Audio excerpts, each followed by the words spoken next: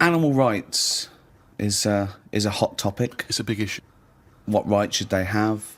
We test drugs on animals, and we're basically saying if they die, they die. We'll learn something from them. People do make distinctions between animals' rights. They know that it's probably more acceptable to kill an ant than... punch a cow. Yeah, exactly. I told you, didn't I, about me dad's mate who had a monkey and he had to thump it. What? Well, there's two things there. One, why did he have a monkey? Two, what sort of discipline is thumping a monkey? What was the monkey doing? He was annoying his wife a lot and sort of, pinching her arse and stuff like that. Right, No, right. that's Wait not a minute. true. We've It's not never heard true. this before. How have we had all these years No, of I'm sure monkey I news and told we've you never about heard this it ages before? ago. Your dad had a mate who had a monkey? Yeah, I'm sure I told you. Why did he have a monkey? Just for a laugh? Well, it was back in the day when people did. They all had, like, odd sort of pets and When? that, didn't they? In, like, about 68. Oh, In 1968, 1968. when everyone had a monkey. But he had to thump it. Now, the weird thing is... No, that's weird enough. Is this is all the story? This is the entire story? No. You've got all the information you've got is he had a monkey and he had to thump it? Yeah, my dad told me about it. When he found out that I was into monkeys, he said, oh, Benny thumped one. And, Benny thumped one. Oh, my son's into natural history, particularly simian variety. I've got an interesting fact for you, Carl. Sit down. What is it, Peter? Benny thumped one. Brilliant. But what was interesting is the way that people are thumping other people all the time. No one bats an eyelid. Thump a monkey. People go, you thumped a monkey. Yes, they do. They do go, you thumped a monkey. So that's what's weird, isn't it? But this chimp doesn't want to be caged and kept in a fucking council house in No, Manchester. it was quite happy. And if It he wants to wasn't live like a happy. human... I mean, in the 70s... there were all the teabag adverts and all that, and they were loving that. No, they and weren't people loving it. interfere. People go, that's unfair. Now they're in like a cage in a zoo. You're going, it was better when I was pushing a piano up the stairs. They weren't really... They weren't actual delivery men. They weren't really sitting down and having a cup of tea. It wasn't a documentary. A week in the life of the monkey delivery men. I love that. Chimps in a zoo now going, okay, now at least we were free. Remember when we used to drive a van? And for a we were living? and we were on 58 quid a week. Yeah. They're not meant to be kept in a house in Manchester. Cruel to keep a person in a house in Manchester, so it's fucking cruel to keep a monkey. Well, I'll tell you more than that, Rick. You're going to need some time off just to have a little breather, because I know how hard you work. And you, mate. Well, thanks, mate, but I mean, you blinking work hard. But Carl's been on holiday again, hasn't he? Oh, yeah, that's right, yeah, because, Carl, you don't do anything. And you have weekends off. You take at least 5 or 6 weeks holiday a year, even though you haven't got a job now. You're meant to be doing this, and yet you still So go your on whole holiday. life's a holiday, basically. Yeah, why do you need a holiday? You potter around. Your big day last week was going to the cobblers. So why did you need a break so much this week? It's just that, it's good for your brain and that, isn't it? It opens it up a bit. You are not evidence for that. Where did you go? Gran Canaria. For a week? Yeah. Just sitting around? Well, there isn't much else to do at Gran Canaria. I mean, I don't want to go slagging a place off because every time I seem to talk about somewhere, get into trouble for it. Right. But it's just like a big rock. It's just volcanic, innit? And you must have looked like a little barnacle on that. Have you been there before? Been near it before to another rock, but it was just. Well, it was what, the you'd same actually sort of think thing. of Spring, why did you go back? Because you think, well, they can't have loads of these islands that are the same, like just a big rock with hotels on. They can't get away with it. So you think, And they well, the obviously next are one. getting away with it. But why do you keep going to these places that are rocks? Why don't you investigate first? Ask your travel agent, is this a giant rock? Because that's what you do, innit? You go and find out yourself. I mean, when Armstrong went to the moon, what was he expecting up there? That's a fact. That's a big rock, and he still went all that way. I don't know what that point was. No, so what I'm saying is though, sometimes Tell us about the moon landing. As you started, what do you know about that? Because I mean, so far you've given us a lot of insight into the moon landing. So there was Armstrong. There was Armstrong and that. Yeah. There was a fella called Buzz. Yeah. And another bloke. Yeah. Poor bastard. Yeah, never remembered. Yeah, go on. And they went up there, got out. 2 of them did.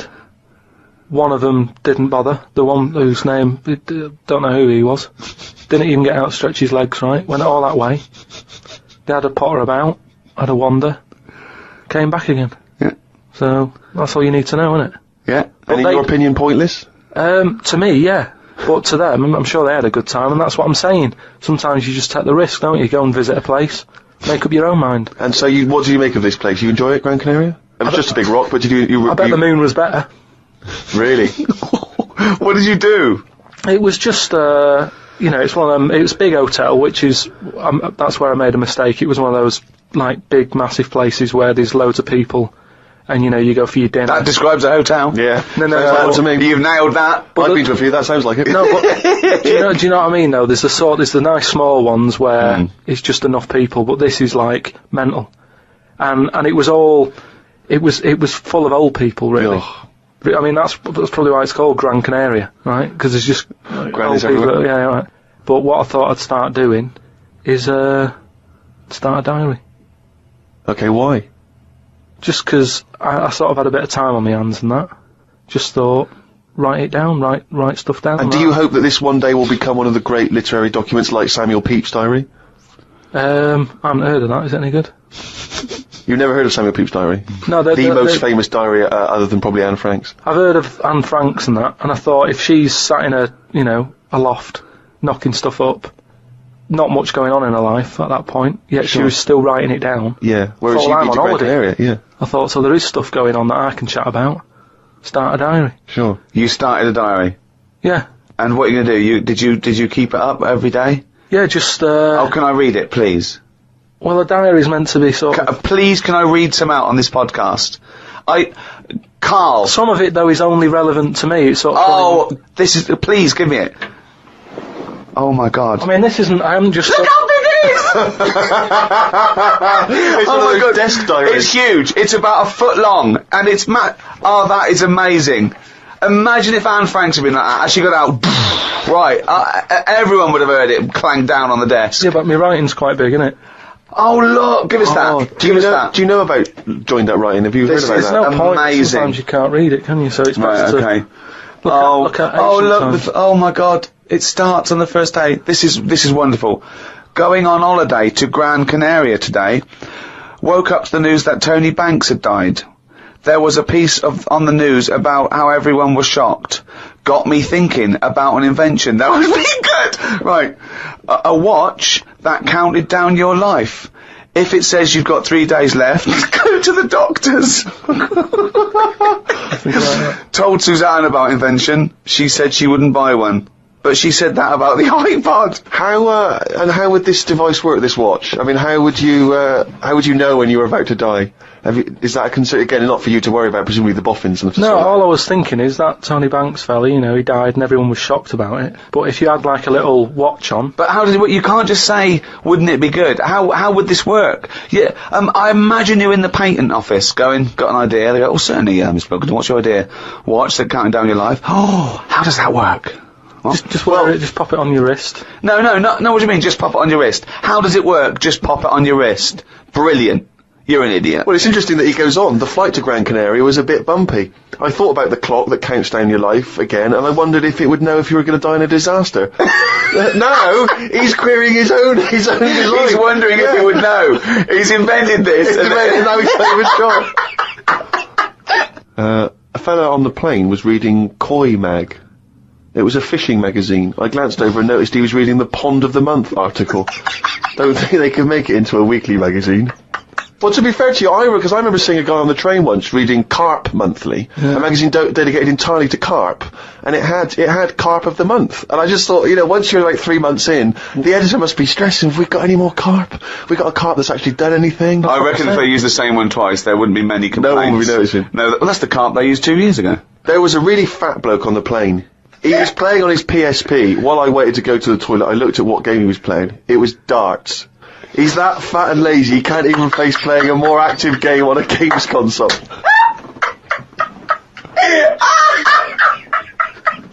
Me and Suzanne got off the coach along with a couple of old people. One of them was in a wheelchair. I don't think it was wise of them to come to a volcanic island with a wheelchair. Everywhere's pretty rough paving and slopey. Guess I'll keep an eye on it as the weeks go on. Day 2 in Gran Canaria. Brilliant, we're only at day 2. The hotel's a bit odd. I've never seen as many cross-eyed people in one location. That's enough, isn't it? That's amazing. Well, you may have to let me read on a bit more. No, this is amazing. Well, come back. This is a brilliant diary. This might be the best diary ever written. Oh. While sat listening to the Kinks on my iPod, I wondered if everybody thinks in their accent. I know I do. What's this? What are you talking about? Just that, you know, when I've been sat there lying on the lounger, right, and I was thinking about stuff. How do you know you think in your accent? Tell me a typical thought. Because what I mean is, say if I was like, if I saw something, right, do you know how I say, like, oh, that's a bit weird, isn't it? No, but that was I don't have said. to. But when you think, I don't think the sentence is like I'm saying it. It's just a thought. The thought appears. It's conceptual and it's already there. It's not like I go, Rick, what? Just looking at that fellow over there, were you? Yeah, I was. Yeah. I was thinking it was a bit weird. Oh, so was I. I don't think out whole sentences. Whereas you have Carl, stop listening to the Kinks for a minute. Look over there. More cross-eyed people. No, well that's Is that how your mind works? in a way, yeah. And Brilliant. that's when because I That thought explains a lot. It's great that he has to think of that whole sentences. because I thought that's weird, isn't it? Like I didn't think that's weird, isn't it? And I thought I actually think in my accent. And then I thought, does Stephen Hawking, does he, when he's doing his maths and that, is he? I don't know where he's from, so I don't know what his accent would be like. I think he's from Kent or Cambridge or Oxford. or something. Right. So So you think he might think in his voice, in that voice box computerised thing. voice? Just wondered. Had lunch inside today due to shite weather. Sat next to an old fella. Old men's ears and noses carry on growing as they get older. Suzanne noticed his fingers were fat too. Maybe they continue to grow. Suzanne didn't laugh when I said her arse had the same problem. Day 3, cloudy start to the day. Had pie and chips in a cafe. Had a bit of an argument with Suzanne because I thought it was daft that we were paying for food when we were on an all-inclusive holiday. Changed my mind when I saw they sold pie though. The cafe was called Tattoos. The fellow who owned it didn't have any tattoos. But we never saw his wife.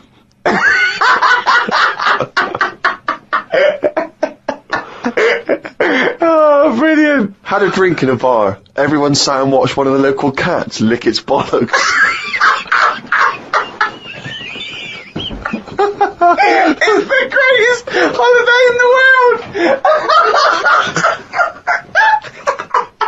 That's the entertainment in that town. Went back to the hotel and had a sleep before tea. I love the fact you're moaning about old people, but you're just as bad. You've done nothing so far. He's done nothing, he's got a big hip. Oh, God. Woke up to news about ducks being badly treated. There was a really ugly one with bent legs. I'm gonna die. Why does he write this down? Oh, God. Oh. There is a fat bloke from Bolton who is in the pool as I write this. He's got a big tattoo on his back, but I can't work out what it is. ... He just got out of the pool and burped. You just felt like you had to keep us abreast of that. Everything's in the diary. I just seen it get to the point where you're going, breathed in, Yeah. breathed out again. There was a big fat fella in the sea who kept his t-shirt on. If you're big and fat, is there more chance of you getting burnt because there's more of you on show? I asked Suzanne and she said she didn't know in that sort of not listening kind of way. I wanted to hang about to see if the fat bloke was going to get in the kayak, but Suzanne said we had to head back. Just let him wait in to see if he's going to capsize. We go home today, so we got up early to get the last bit of cloud. No, it's just that it wasn't. It's not that sunny all the time. I mean, I was sat in weather that if it was like that here, there's no way to be sat in the garden. But because you're on holiday, it's like, well, we got to sit in it. Put your coat on. So are you going to continue to write this diary? Every single day? It's amazing. Keep this diary up. It's amazing. No, I will keep it up, because what I find as well is, I think earlier on before I went away, I think I did learn something, and because I wrote it down, I remembered it a bit better. So What was that? I just was thinking then, I forgot it now, but but I remembered looking back at it and not having to read it all, because I remembered the end of it before I read it, if you know what I mean. I have no idea what you're talking about. Well, if you've enjoyed The Diary of Karl Pilkington. More next week, I hope. Another week's worth. That's amazing. I'm going to try and get that published. We'll put the odd page up on the web. Go to rickygervais.com. Don't forget to register there as well, so we can email you and let you know what's happening. Brilliant. For people who don't know, we used to work at a radio station together. Ricky and I used to host a radio show, and we needed someone to press all the buttons, play all the records, and they gave us this guy, Karl Pilkington, who was a professional, apparently. Had a proper job back then, yeah. Proper job. I like it when Karl's stupidity is mixed with arrogance. At one point, I was talking about evolution, he went, yeah, I've got the gist of it. I went, go on. He went, I know it went germ, fish, mermaid, man. Yeah. Roughly. Roughly. So roughly. I'm just saying that's kind of if you had to draw it, you could draw it. At what point with the mermaid? No, but when yeah. When does the mermaid feature? Person, isn't it? No, there was never a mermaid. Yes, I know. What do you mean? It's just a simpler way of looking at it, isn't it? So you'd teach that in schools. If someone said, well, tell me about evolution, you'd go germ turned into a fish, which turned into a mermaid, which turned into a man. Get the kids interested. And as they get older, they'll find out that that isn't the case, but interest them. Interest kids. That's the best thing you can do with kids. What, just Make lie them to them? Yeah. Well, they lie to them anyway. Kids are always being lied to. You're a father. Karl, where did we come from? Karl, tell me about evolution.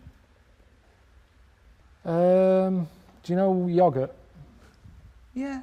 It's got bacteria in it. Yeah. It's got friendly bacteria. Yeah. Well, the really friendly bacteria gets together. They have a bit of, What? just have a bit of fun. What do you mean? What's fun? What do they do? What do you mean fun? Just have a bit of fun together, Does fun what does fun make? Well, when you put a lot of bacteria in like a plastic... Are you tired yet? Is it time for bed?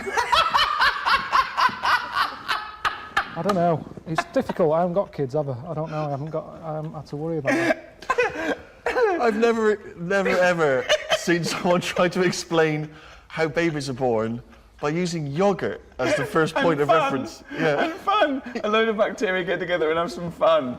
Okay. No, this is good. Yeah. That's interesting. And then what happened with the bacteria? But how did humans come about though? Because we're nothing like bacteria or yoghurt, are we? But I'd say, this is what I'm saying to you. Well, let's do it. No, mate. Well, mate, I'd say, do you really want to know? What? Are you just asking me this now because you want to stay up late? No. You really want to know? Yeah. Well, tomorrow, go on the internet, type it in. What's the internet? On the computer. Have a look. Type it in. What? How do you have a kid? Pop it in YouTube. Pop it in YouTube.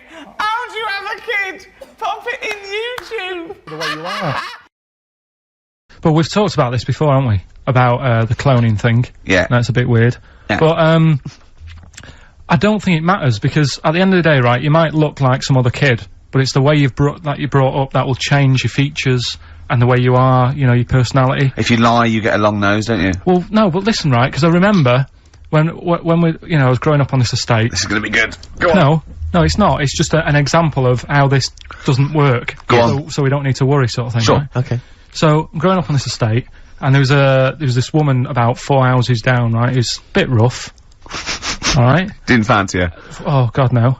Right, but she had a baby. Well, tell me about her first. I'm interested in this woman. Why was she? It was a very. Was it like being a man in a dress? I mean, I didn't grow up in a posh house or anything, and I'm not saying that if you live in a bit of a rough house, you're a bad person. What did she look like? But anyone can tattoos, clean up. Looked like Tony Green with a fag on. They didn't clean up much, right? Oh. Which, even if you've not got a lot of money, you can still try and make a place look nice. Yeah. Right? But she didn't, and a kid used to take a horse into the house. Sorry. Whoa, Neddy. What do you mean a kid used to take a horse into the house? Where did he get a horse? Must have nicked it from somewhere. Must have done. You've seen a horse in it? No. What, is that from outside the saloon round the corner? Yeah, was it just tied up with a bit of... Right? Oh, that's great. Did Big Jake come looking for it? I'd been out. Oh. Right, sorry, let me get this. This was before the lynching stopped or after. Where did he get a horse from? What do you mean he must have nicked it? His mum said, where'd you get that from? I bought it. Alright then. But keep it out the kitchen. I don't want you going Catlin rustling. Where did he get a horse from, Karl? And how long did he have it for? Was he leading it or riding it? Mum, open the door, I can't stop! I can't stop it. Open the patio door as well, Looks like we got us a runaway. What do you mean? I don't know, but the thing is, they couldn't afford to buy one because they're not cheap. So I'm just guessing. Maybe that's wrong of me. But I think... He had a horse? Yeah, right. So That's why the family didn't have any money, they'd spend it on the horse. No, I don't think, that's what I'm saying. I don't think they would have bought it. So anyway... Yeah, it's wise to whisper, Carl, in case they're listening. Yeah, and They could be in the room next door. It's not buying it, it's keeping it as well. Oh, so I was like in the car with my dad coming into the avenue, and you used to have to drive down it to turn round. And, and you know, sort of go back to our house. You had the traditional method of transport. Yeah. And the horse was in the lounge, reading a paper. just like walking around.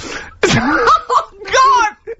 What? And when I was doing, I tried to earn myself some money once by flogging little flowers in plastic cups. What? This is genius. It just keeps coming. What do you mean you're trying to flog little flowers?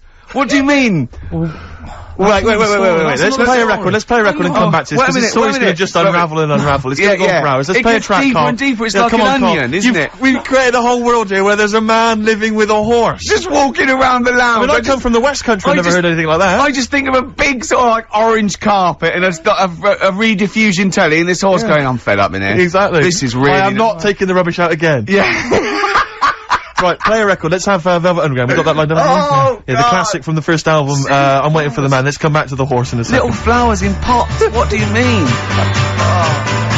Classic first album, Velvet Underground and Nico, which apparently peaked at a disappointing 171 in the US charts. Think of that. And that's obviously Lou Reed, the Velvet Underground, and Waiting for the Man. Yeah, great track. So, we were talking, we were doing White Van Man, and, we got onto, genetically modified babies, but and somehow then Carl started telling a story about someone with a horse, and then he got onto, he was trying to make money selling flowers. Just do the flowers briefly. Well, hang on, I just want to recap slightly. So there was a family, and who had the horse in the family?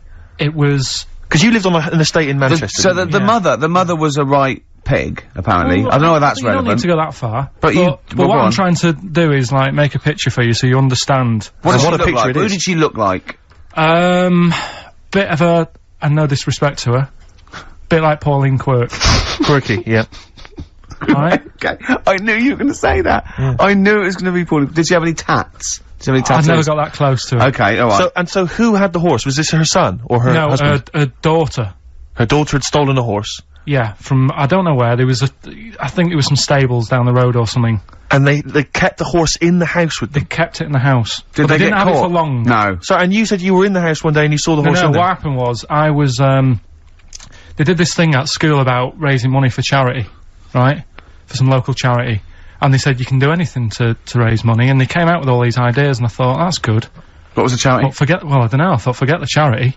Yeah, that's just a good charity money-making idea. So- You're a charity. So, so I asked me mum for some, cause she used to have a lot of flowers around the house. Sure. I said, can I just take some snippings off them? And, I'll go and buy some plastic cups. And, got some soil out of the garden, planted the bits of plants in them. Yeah. Got a tray. Yeah. Had about 25 plants on it, selling them for 25 pence each. Excellent. Did you sell any? Yeah, so loads. Did you just cut, you didn't just cut them and stick them in the Yeah, soil? they wouldn't have survived. Oh. But I think people sort of thought, well, good on him for trying. But anyway, so I went round to theirs, because I thought their house could do with a bit of colour and stuff. Yeah. 'Cause it's a bit rough. So, as I went The horse went, thank God for that breakfast. They've been feeding me kitty cat. So I got up to the door, and they opened the door, and it was one of them houses where no carpet. Yeah. A horse in the living room. You know. We've all been there. And the horse was walking around the living room. Oh. I looked quite happy and everything, because I always say that about animals. Black Beauty right? was on. Yeah. Well, think about it, right? If you were a horse, where would you rather be? In a little wooden hut with a load of hay, or in like a house with a Central heating. 3-piece suite and a telly and that?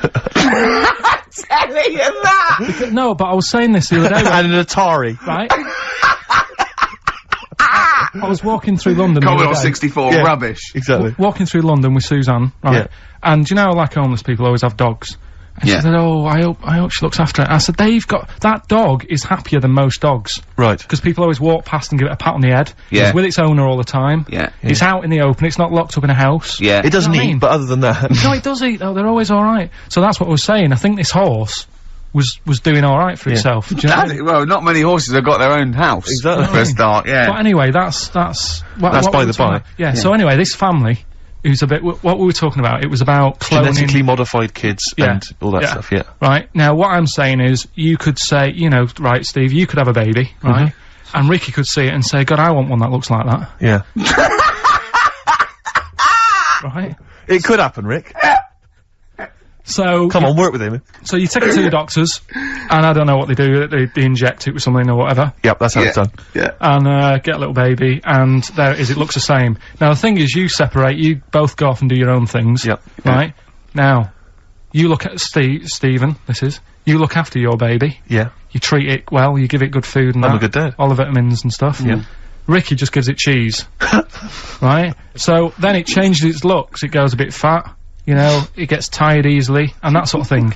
Now, when this family... Why am I just feeding a baby cheese? Right, this family had a horse in their house. Yeah. They had a little baby, and my mum went round and said, "You're not going to believe this, but it's a beautiful looking baby," right? Yeah. And I was like, well, you know. And the weird thing is, it was a good-looking kid, but as time went on, they didn't really look after it. And I'm not saying, like, abusing it, but it used to run around, it used to play out till, like, 10 at night. Yeah. It used to chase cars. Right. It was a bit... Did it have hooves? No.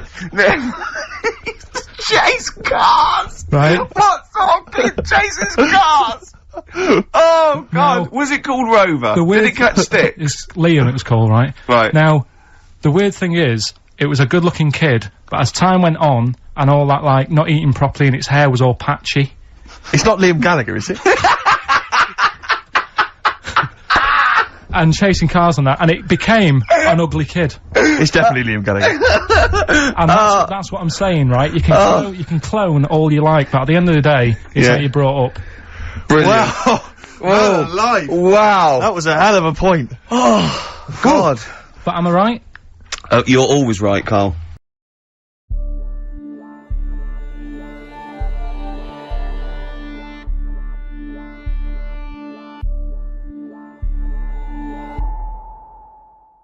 Ricky gave me my first break in the business by hiring me as his assistant when he worked on a radio station called XFM.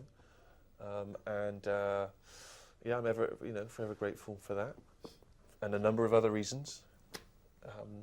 Bought me a sandwich once. That sounded rude. No. Like one of those stars who go, yeah, you gave my first break. Yeah. I had to do some things on the casting couch. Yeah, so that was how I got started. 23 was. Was I? What was I? 36 or something, wasn't I? I can't have been 23. I think you were. Yeah. Looked like a really gangly adolescent who just grew too quick and no one could do anything. 25. You weren't? Well, we know each other about 12 97, when were you born? 74. What does that mean then? Alright, shut up. There you go. Boring. And my first break probably was, working at XFM. I got a job and they said I could have an assistant. And that First was me, that CV. was mentioned before. First CV that came through, I said, yeah, it'll do. Carl was working on XFM also. We worked together on XFM, then we went and did The Office. We came back as conquering heroes. We were big shots. I used to run the desk, too big for that now. They gave us a little minion who worked there. Then he opened his mouth and I realised that he was funnier than anyone I'd ever met before, without even knowing it himself. So, But you've been quietly squirreling away in the background for years, haven't you? I've just always got work by knowing people. I've never I've never got a job through an interview. It's always, even at Cordon Bleu, it's because my mum worked at Partners next door. It was like a stationery shop. And I love the way you say Cordon Bleu like everyone's heard of this place. Everyone's going, oh, Cordon Bleu. No one loves the world. It's like, I think Summerfield bought it. It's a fridge shop. Well, not fridge, like chickens and stuff. Frozen foods. And my mum said, I think I can get you in there.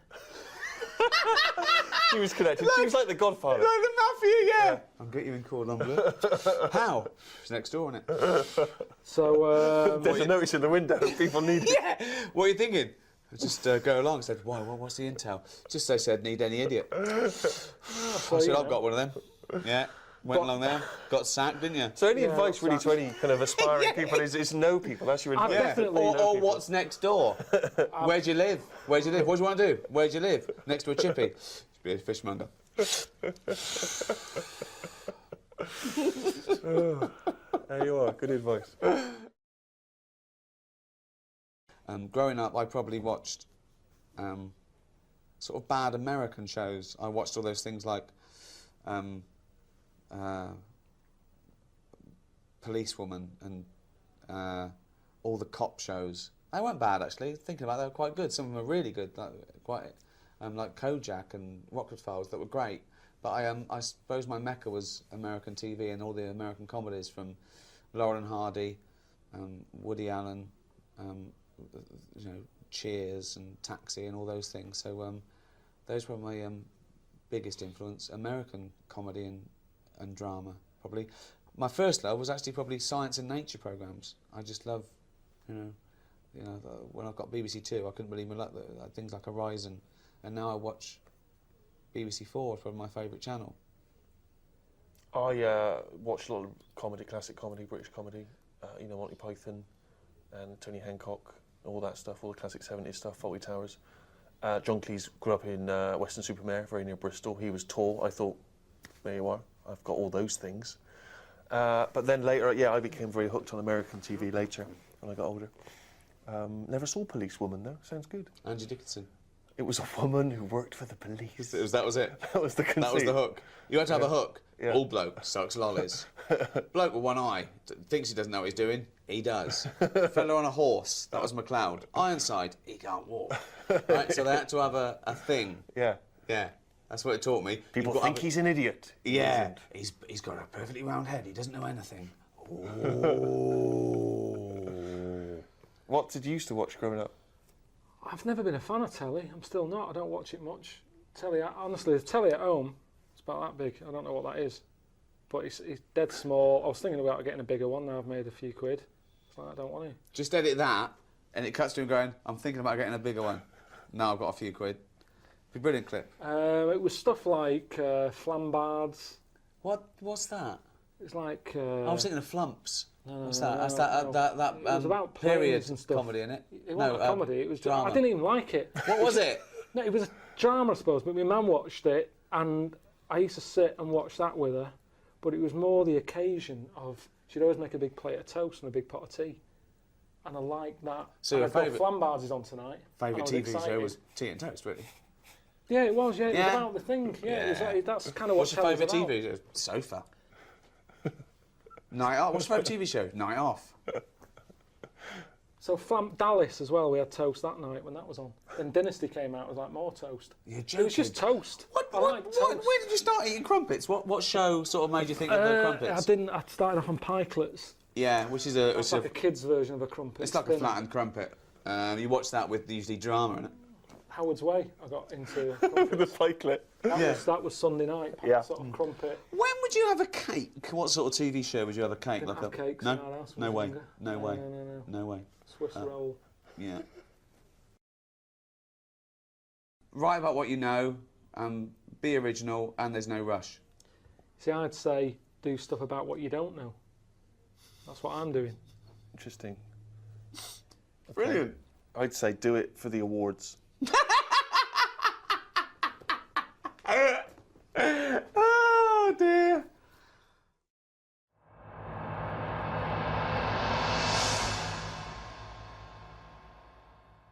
Remember we were talking a while back about the questionnaire that is often featured at the end of the TV programme Inside the Actors Studio. Oh, yeah. Where the host, James Lipton, always asks the same questions to every guest. And it's just supposed to sort of, get their creative, juices flowing, their mind working.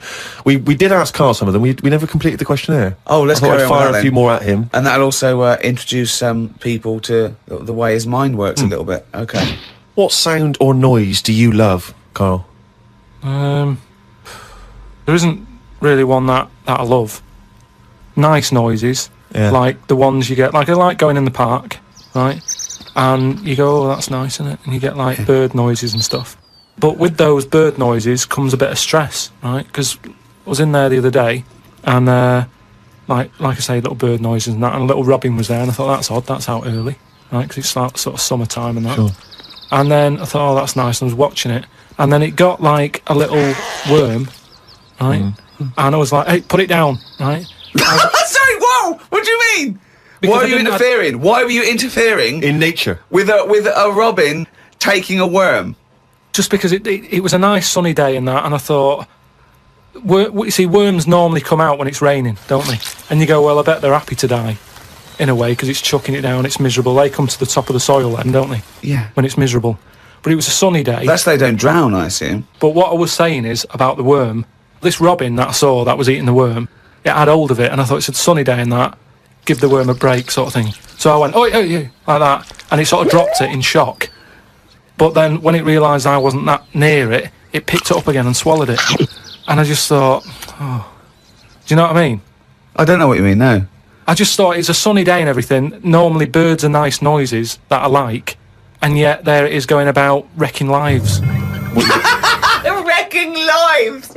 It was a But it just swallowed it really quickly and that, and I just thought, there's the worm. It came out, it was happy, didn't know what was going on, and it had an extra chance. The robin dropped it, and then it got it again and ate it, and I just made me a bit fed up. Well, do you know why, don't you? You couldn't outwit a robin. The worm was going, oh, God, Karl Pilkington. So that's who's been sent to save me, is it, God? You've sent Karl Pilkington, oh, I'm dead. That's it, okay, eat me. But all I'm saying is our bird noises are normally quite relaxing, but not for the worm. Unbelievable. That was one question.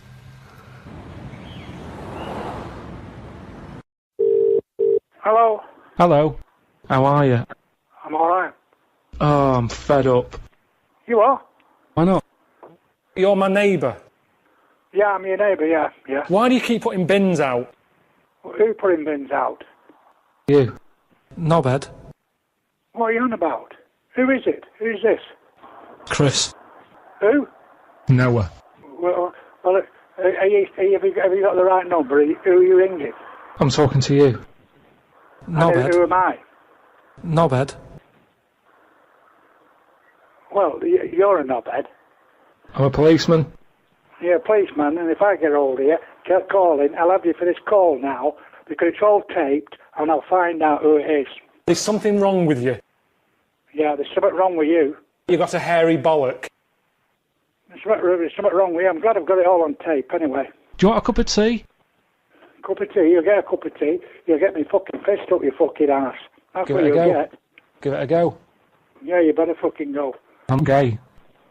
Yeah, you're gay. You'll be gay when I fucking get you.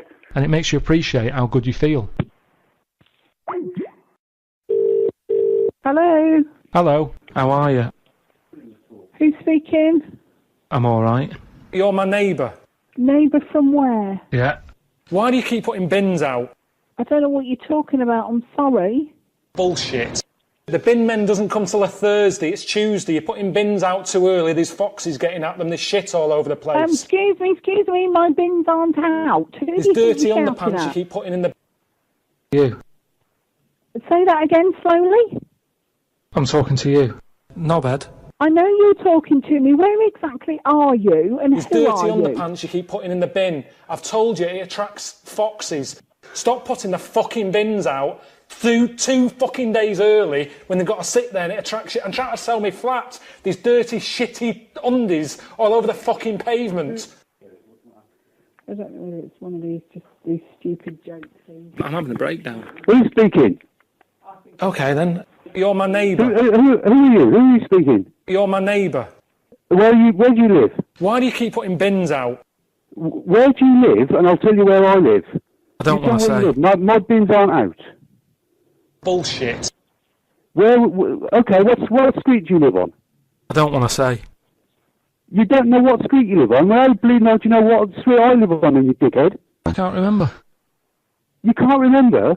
Well, What I'm stop saying- ringing round and being out, making an ass of yourself. My bins aren't out. If you're not prepared to tell me who you are, where you're speaking from, you're talking out your arse, Bullshit. mate. All right, ta-ra. What I'm saying is, I'm mental. Hello? Hello. How are you? Alright. Oh, I'm fed up. Jack Daniels. You're my neighbour. I don't know. Why do you keep putting bins out? What do you mean? Why do you keep putting bins out? What are you talking about? You keep putting bins out. That's what annoys me. Do you know what I mean? What do you mean keep putting what out? You keep putting bins out. There's dirty underpants you keep putting in the bin. I've told you it attracts foxes. Stop putting the fucking bins out through 2 fucking days early when they've got to sit there and it attracts shit. I'm trying to sell me flats. There's dirty, shitty undies all over the fucking pavement. Well, it's not mine. Right. Bullshit. What? Bullshit. Who the fuck are you? Yeah. You're my neighbour. Yeah, I'm sure I told you. What do you mean I'm your neighbour? Do it again. Where are you? You're asking for trouble. Tell me who you are. I don't even know what you're talking about. You're my neighbour. What a knobhead. What do you mean I'm your neighbour? Knobhead. Don't... Hey, who are you and where The do you bins haven't live? been emptied. What? The bin men doesn't come till Thursday. Why do you keep putting bins out? What are you talking about? You do me, Where Eddie. do you live? Fucking hell. You see, you're making me look like a div here. I'm not your fucking neighbour. Bullshit. There's something wrong with you. What a knobhead. Hey, there's something wrong with you for phoning me. I'm My name's not surprised Jack you Daniels haven't done it to yourself. start with.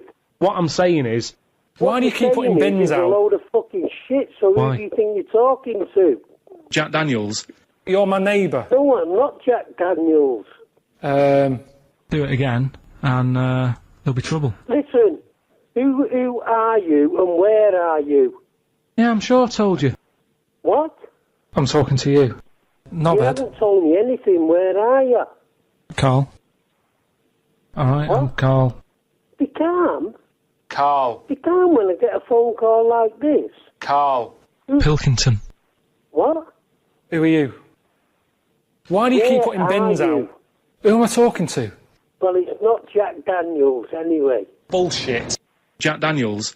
Why do you keep putting bins out? Let's get sick of it. Listen. You're are you asking for fucking- trouble. Are you fucked in the head or what? Piss off.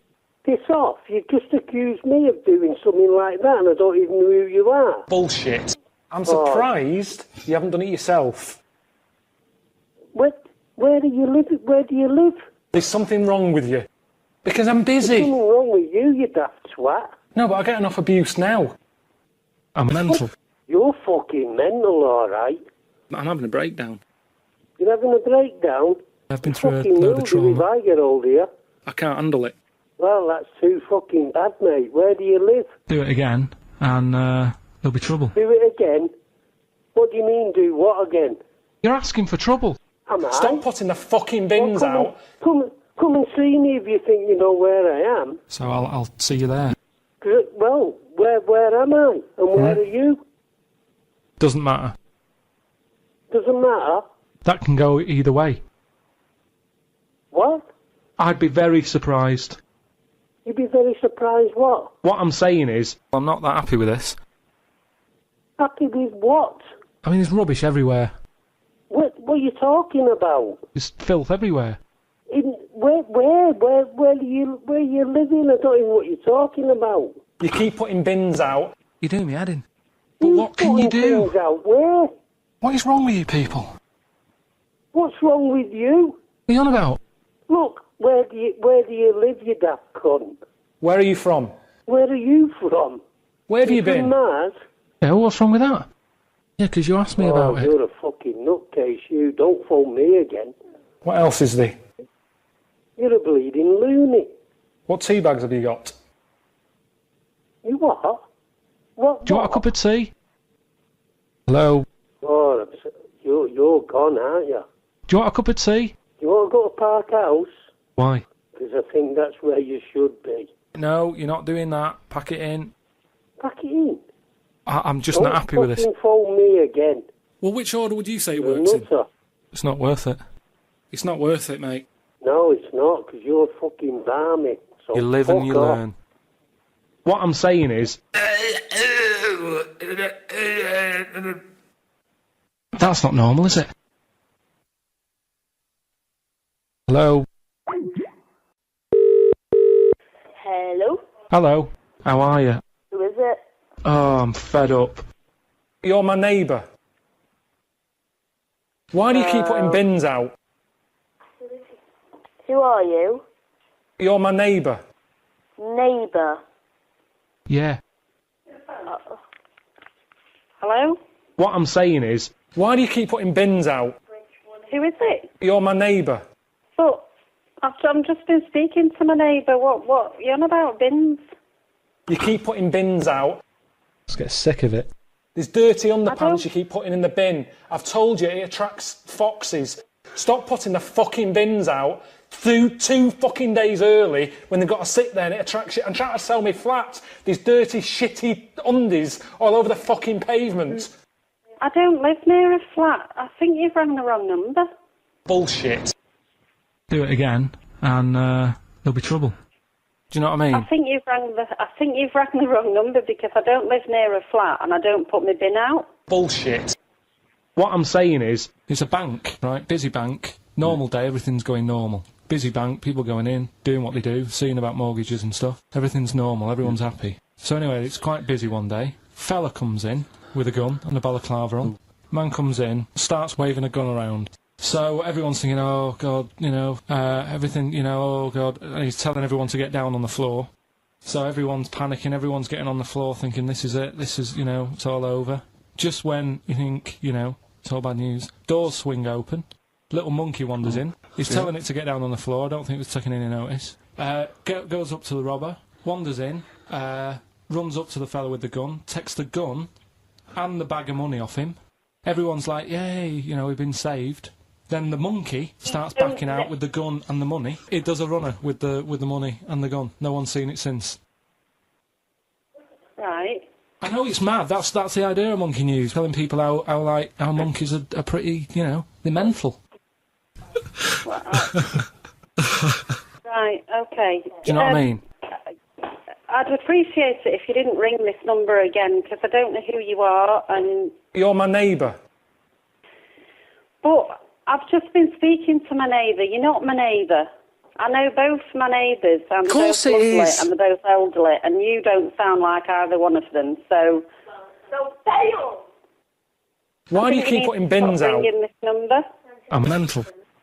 You're I can't mental. handle it. I can't handle it. I'm having a breakdown. Right, well, don't you think you should ring the Samaritans or somebody like that and not me? I need Jack Daniels. Do you know what I mean? Don't we all? But you don't really need to ring me, do you? I don't know where you've got this number from, but I'd appreciate it if you didn't ring me again. No, but I get enough abuse now. I'm not abusing you, I'm asking you nicely not to ring here again. Bullshit. Well, it's happened before, right? Please. I've got 3 children stood here. Do not swear at me. Well, it's happened before, right? We've talked about that before. We haven't talked about it before. I don't know who you are. Yeah, I'm sure I told you. You're my neighbour. Fucking hell. You're not my neighbour. I know all my neighbours. I live on a quiet little road. I know all of them. You are not my neighbour. Fucking hell. What a knobhead. You see, you're making me look like a divvy. Swear at me, please. Yeah. Really. Fuck off. I beg your pardon. Piss off. Where exactly do you live? I'm not very good with words. Where do you live? You know what I mean? Yeah, because you asked me about it. Where do you live? What did he say? If you're my neighbour, where do you live? What road do you live on? Come on. You see, you're making me look like a divvy. Where do you live? This is where it gets weird. It's getting very weird because you're not my neighbour. So you're asking for trouble. I'm going to ring the police because you're annoying me now. What I'm saying is, I'm a policeman. You're a policeman. Yeah. I'm a policeman. I'm Dr. Sexy. Right. Well, then you better arrest yourself then. I'm Dr. Sexy. How big's You're your a cock? doctor. How big's your cock? I'm sorry, but this is getting weirder by the minute now. Listen, go and ring somebody else, because you're clearly not a well person. Why? Why? How have you got this number? If you go to places that you're in danger of being kidnapped, you're meant to have a code word. They've got a bag over your head, gun to your head or whatever. Tell them you've been kidnapped and you go... They've got a bag over your head, gun to your head or whatever. Tell them you've been kidnapped and you go, Congress, sir. And they go, bloody hell, he's been kidnapped. Before you know it, the A-team's coming in. Hello? How are you? I'm alright, how are you? I'm alright. Very Sick of good. it. How'd you go on in Portugal? The bins haven't been emptied. Oh, you again? Why do you keep putting bins out? Me? Give it a I've go. told you before, you got the wrong number. I don't know who you're Bullshit. talking about, so fuck off. Bullshit! Right, have you got that now? Are you fucking daft or what? I'm a policeman. Are you?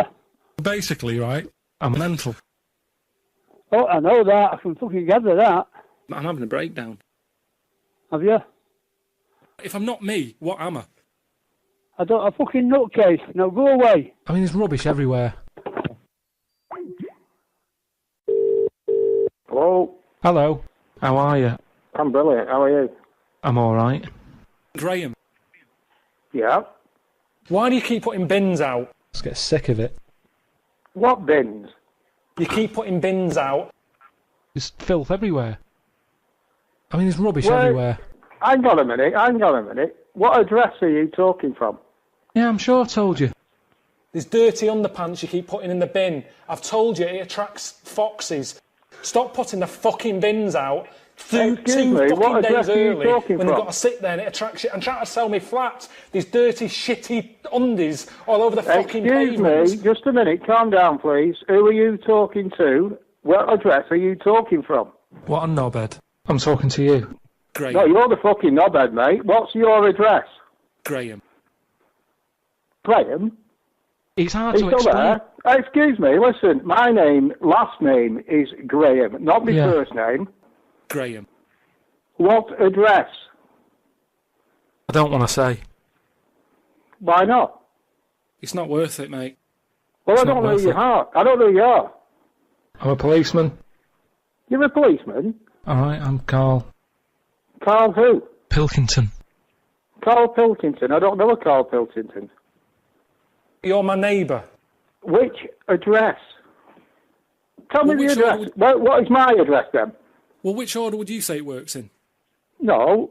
Listen, what address do you think I live at? That's what annoys me. No, Bullshit. you tell me. Fuck off. What address are you phoning from? I'm not gay. Who says you are? Come on. I think you want to get your head sorted, mate. No. I need Jack Daniels. Do you know what I mean? I don't know who you are, and I don't know what you're talking about. I'm just not happy with this. It's not my problem. There's It's not my something wrong problem, with 'cause I you. don't know who you are. There's something wrong with you. No, there's something wrong with you, mate. I'm surprised you haven't done it yourself. Get rid of it. I think you're taking the piss, mate. What a knobhead. No, you're the knobhead. No. What I'm saying is, why do you keep putting bins out? Hello? Hello? The bins haven't been emptied. Why do you keep putting bins out? What are you on about? You keep putting bins out. There's filth everywhere. Where am I putting bins out? Stop putting the fucking bins out. That's the option. You're asking for My trouble. bins are around the back of my house. You're asking for trouble. I beg your pardon? Yeah. It's not my problem. Yes, do you think we live at? I'm a policeman. Hey, for a policeman. Come round here then. Yeah. Come round here. Come round to the house that you've definitely. sold into. Why? You're Do you want a cup of policeman. tea? Come and have a look. Do you want a cup of tea? I want a fucking cup of tea. What is up with your head? Jack Daniels. Fucking knobhead. I'm mental. You are. What a knobhead. Knobhead. Hello? Hello. How are you? I'm fine. Who am I speaking to? Oh, I'm fed up. You don't know me. You're my neighbour. You keep putting bins out. Just get sick of it. What are you talking about? What road do you live on? The bin men doesn't come till a Thursday. It's Tuesday. You're putting bins out too early. There's foxes getting at them. There's shit all over the place. I've not got any bins out. What road do you live on? Yeah, I'm sure I told you. There's dirty underpants you keep putting in the bin. Stop putting the What road fucking do you bin. live on? Stop putting the fucking bins out two I've fucking got- days I've early. not got When they've any got to sit bins there and out. attract shit. I'm trying to sell me I flats. never put them These out. dirty, shitty undies all over the fucking pavements. Listen to me. I think you've got the wrong number. I live on sick of Ripon it. Road. What road do you Bullshit. live on? Knobhead. Street. Pardon? Knobhead. You've got the wrong Street. number. I live on Ripon Road. But the fact of the matter is, You keep putting bins out. I mean, there's I rubbish don't. everywhere. There's filth everywhere. I never put my bins out other than the day they collected. Nothing else. Ever. Bullshit. You've got the I'm wrong surprised. person. What a knobhead. There's something wrong I with you. live on Ripon Road. What road do you live on? There's something wrong with you. I don't live. Who are you? No, but I get enough abuse now. You're my neighbour. Wait a minute. What road do you live on? I'm talking to you. Wait a minute. I live on Ripon Road. What road do you live on? If moths had eyes, would they be happier? How do they know they're not dead? Are you? I don't know who you are. I never leave bins out. I'm looking at now. There's no Cavemen bins out hunting for now. food. You've got the wrong person. Of course it is. Basically, Who right? are you? I'm a policeman. You're a policeman? Yeah. Right. What's your address? Why do you keep putting bins out? I don't. Now we're just messing about. Fucking hell. I do not put bins out, you idiot! You see, you're making me look like a divot. You've got the wrong number. Bullshit. Stop putting the fucking bins out two I do fucking not days put the early. bins And out. you've got to sit there and it attracts you and try to sell me flat. These dirty, shitty undies all over the fucking pavement. I don't know who you are, but I will contact the police if this carries on. It's not worth it. It's not worth it, mate. Okay. Give it a go. I will get your telephone number in a minute. Can you give me your telephone number? I'll phone you back. I mean, it doesn't seem like any of them is like a great option. Now we're just messing about. I don't leave bins out. I don't know who you are. I've never heard of your voice before. Tell me where you live, and I'll tell you whether you're our next door neighbour. But I don't think you are. I'm Doctor Sexy. You're my neighbour. You're doctor. Look, I'm going to put the phone down. I'm trying not to be rude. I don't know what you're talking about. Why? I never put my bins out, so Why not? whatever you're talking about is rubbish.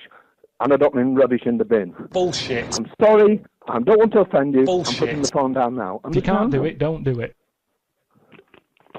Fuck off.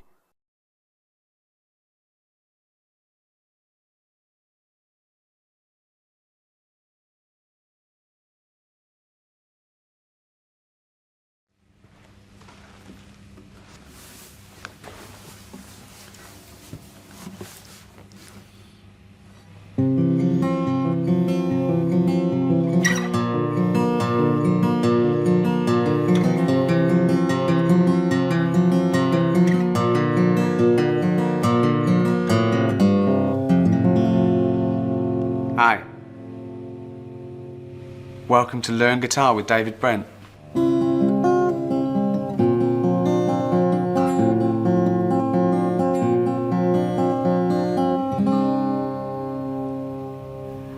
Before we start this lesson, got a little surprise for you. Just to spice things up. Literally. Remember this guy, Dom, from Equality Street? That's going down a storm So, still. yeah, innit? People love the rap and that. Yeah, well, I like the tunes as well. I've got another tune for us to do together. This one is it's a little bit reggae, little bit calypso, hence the, you know. And have you got a rap for it? Yeah, I wrote a rap. It fits, I think. Like there's like a little sing-songy bit as well. I was gonna get this girl Tanisha to sing it, but then she got busy with like prison and that. So if you can, it's just Not like a 4 problem. lines. Not a problem. Yeah?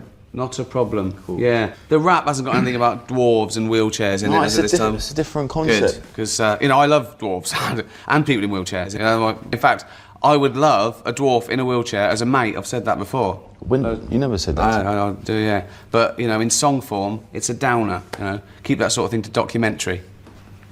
Right, So, yeah, it's as I say, it's sort of world music. It'd be good with get the band round it. So you know, a little bit of clip. So steel drums, all that. Maybe some real African vibes from, you know, stuff like Paul Simon.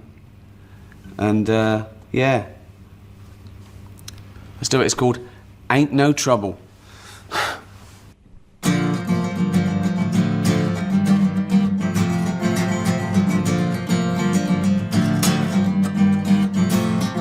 I can work all day just to earn $1. I can break my bone. You never hear me holler. I can't lose my home. I'm kicked out in the street. If my baby's by my side, then life is sweet. 'Cause ain't no trouble like trouble. If you lose the one you love, ain't no trouble like trouble. If you lose the one you love, ain't no trouble like the trouble. If you lose the one you love, ain't no trouble like the trouble. If you lose the one you love, you can't take my eyes, Lord. Leave me blind. You can't make me lame, Lord. I'm sit on my behind, and I still won't beg, Lord. And I'm no hero if my baby's by my side, Lord. You've taken zero. Ain't no trouble like the trouble. If you lose the one you love, ain't no trouble like the trouble. If you lose the one you love, ain't no trouble like the trouble. If you lose the one you love, ain't no trouble like the trouble. If you lose the one you love, I could lose my job. But it'll be fine, 'cause I can still find the odd snob to rob. I could get chucked out of my mum's house, but it could be fun sleeping rough when the sun's out. Lose my voice, but I've managed to still do some sick rhyme damage with sign language. Take what's mine. Almost anything, Xbox, wedding ring, fish tank, terrapin. Poke me in the eyeball, pull out a gun. Say something spiteful about my mum. Tease my dog so he doesn't even know it by going to throw a bone but just pretending to throw it. Make death threats, yeah, and I have to guess where. Then when I get there, pull out my chest hairs. Headbutt me in the nuts if you want, 'cause ain't no trouble like losing the one you love. Ain't Come no on. trouble like trouble. Yeah, When you lose the one you love, lose it. Ain't lose no trouble like the trouble. Yeah, If you lose the one you love, ain't no trouble like the trouble. Trouble. If you lose the one you love, ain't no trouble like the trouble. If you lose the one you love, oh. Oh.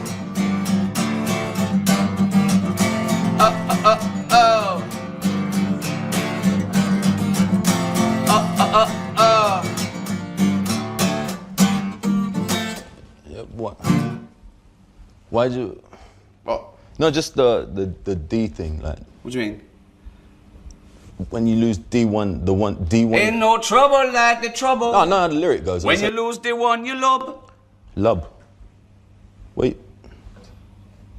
you got lub from? Ooh, you don't know.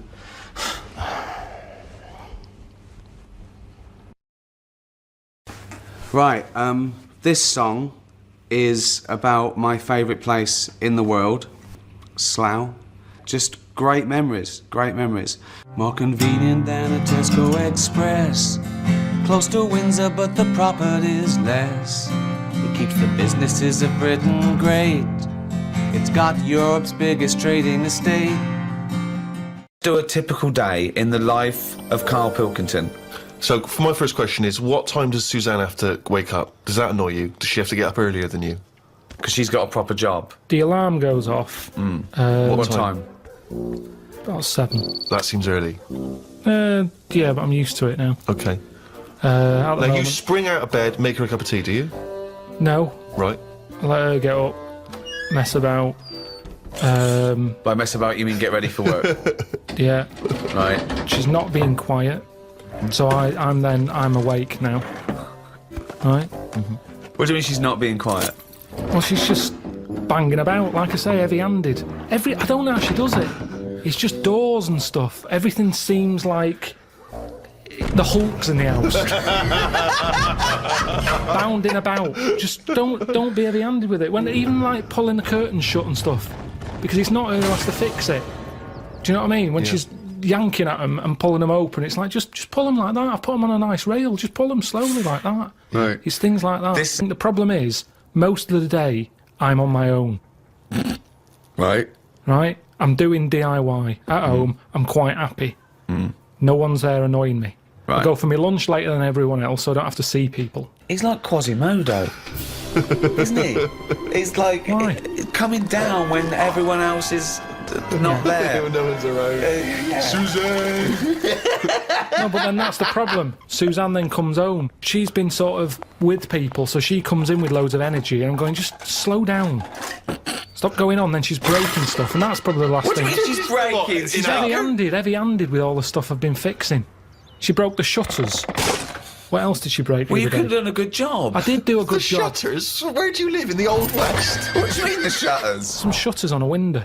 She every I like handed it dark. I don't want them to see me. What a mum. So what else has she broken? She's always breaking stuff. The light switch outside. Heavy-handed. She forces things. If it doesn't work, it doesn't work. It doesn't matter how hard you hit it or how hard you pull it. Just tell me if it doesn't work and I'll sort it. That's what I do these days. I'm like a caretaker to Suzanne's house. I'm wandering around replacing stuff that she's fucked up. Good luck with that. Now, after being sent around the world 3 times by Ricky Gervais and Stephen Merchant in An Idiot Abroad, in his brand new series, The Moaning of Life, Karl Pilkington is going it alone. Before we talk to him about the ups and downs of his latest adventures, here's a quick look at the man himself in action. Reynold Fiennes, or whatever his name is, when he climbed Everest. He didn't say, here's my little mate I brought. What numbers in my mobile phone wouldn't fill this row tables here? It's a town made for mermaids. Where's Kev? Put him outside to air, he stinks. Where are we going? Just keep going straighter. Well, I've got no option. What is it? Okay. Is that good? As if she was bald, I'd want to know. I was happy with the jacket. If he's broke, they call me. When we get an invite through the door that size, it's the equivalent to getting jury duty. Never got to, yeah. Karl joins us now. It's lovely to see you, as always. This new series is a bit of a journey of self-discovery, in a way, because each episode covers a big topic, doesn't it? Yeah, it's the big things that happen in your life. It's the marriage idea, having kids, happiness, death. So they're all things that most people deal with at some point in their life. So you go around the world to find the answer to these from different I mean, I'll tell you now, there isn't any answers. Right. I'm more clueless now than I was at the beginning, because the world's pretty mad, isn't it? The way people do things and why they do things, and you ask people why they do them, and they go, I don't know, they just do. There's a lot of traditions, isn't there, that just keep things going. You think that's the reason for it. So yeah, the first one's on Sunday night at 9, and it's about marriage. And it is about marriage, yes. So you go to one of the clips we're going to show us in a minute. You go to India. And you sort of explore the idea of arranged marriages. Yeah. And they have sort of agencies for arranged marriages. It's all pretty smooth. I mean, I know some people sort of go, arranged marriages, that's a bad thing. But if you're like me, I've never been one for chatting women up. I can't do it. Right. Forget it. It's not going to happen. OK. So for people like me, if you can go into an office and you've got a bloke going, right, here's a catalogue, what sort of thing are you after? That's not very romantic, is it? But it works a lot. Honestly, the woman who I met, I reckon, and honestly, she was well into me. She would have had me like that. Honestly, she was well into me. And I think I would have been quite happy with her. Really? Honest to God, if I've got a girlfriend, I've had her for ages.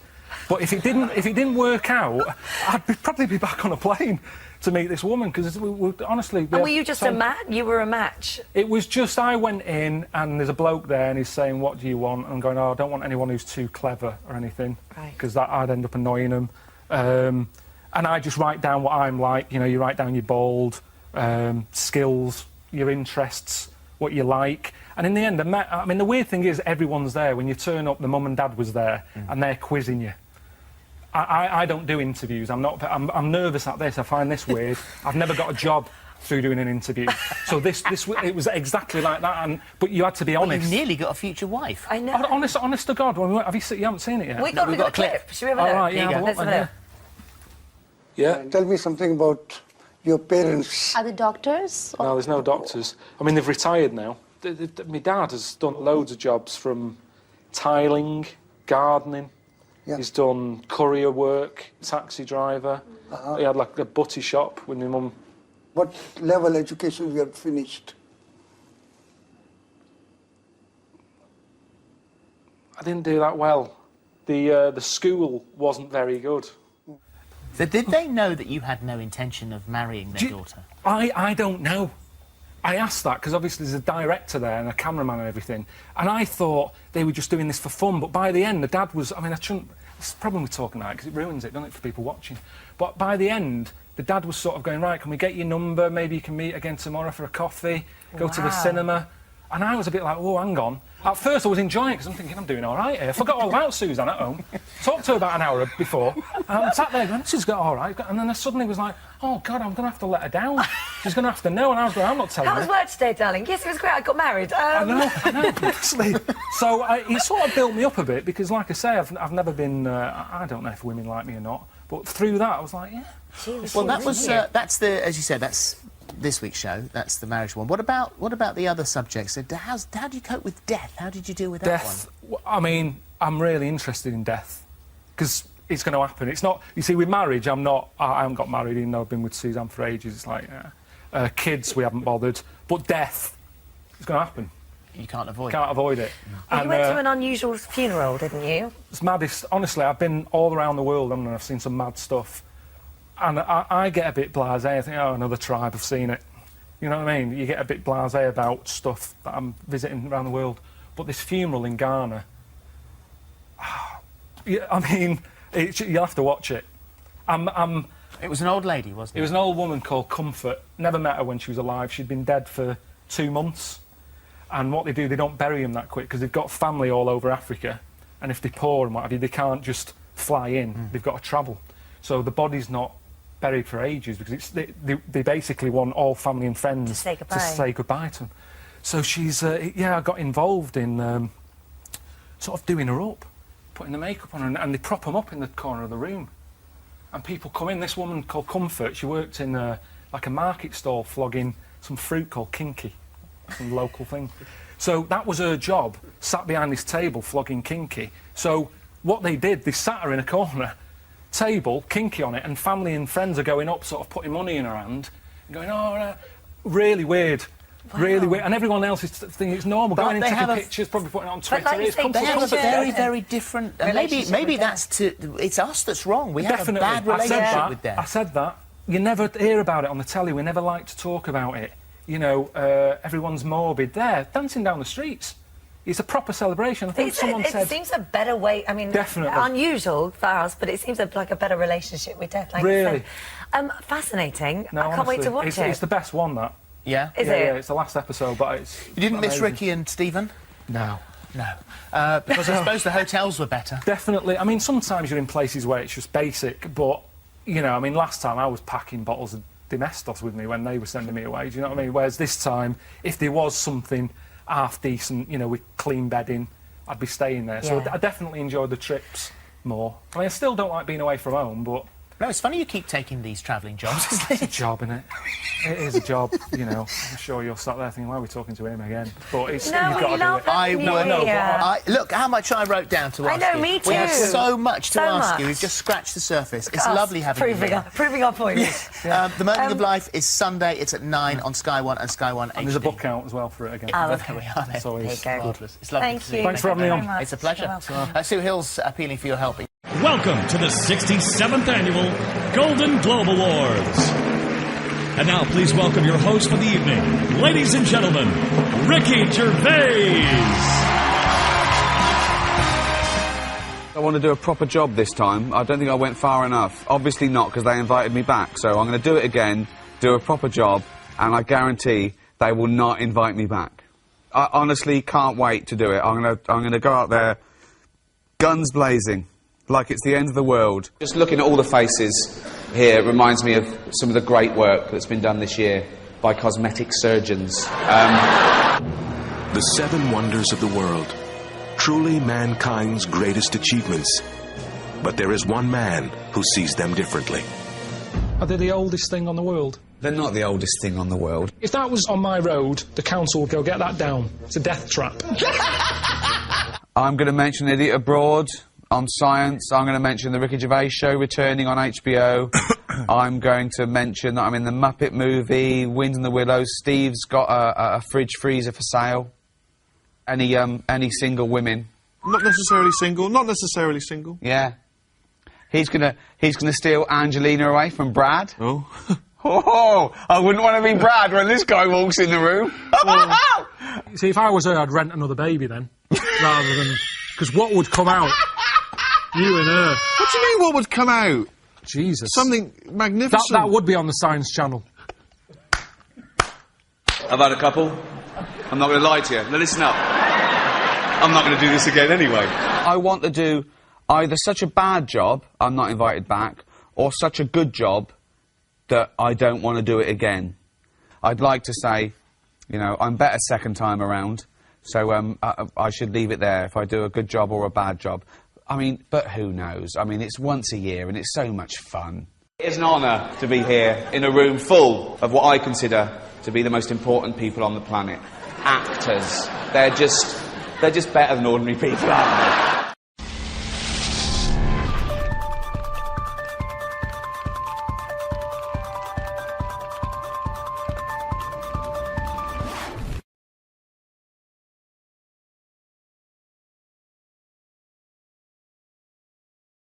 What would you do, right, if you run a business, right, your business could go under, right, it snows a bit, you got 10 employees, you're paying them well, and they go, I can't come in today, Carl, a bit icy. I'll do it, okay? Right, they're snowed in, right, you're running the business, what are you running? It's a, let's not, I'm not going to big myself up, it's just it's a factory, it's U-bends, I meant, U-bends, U-bends for...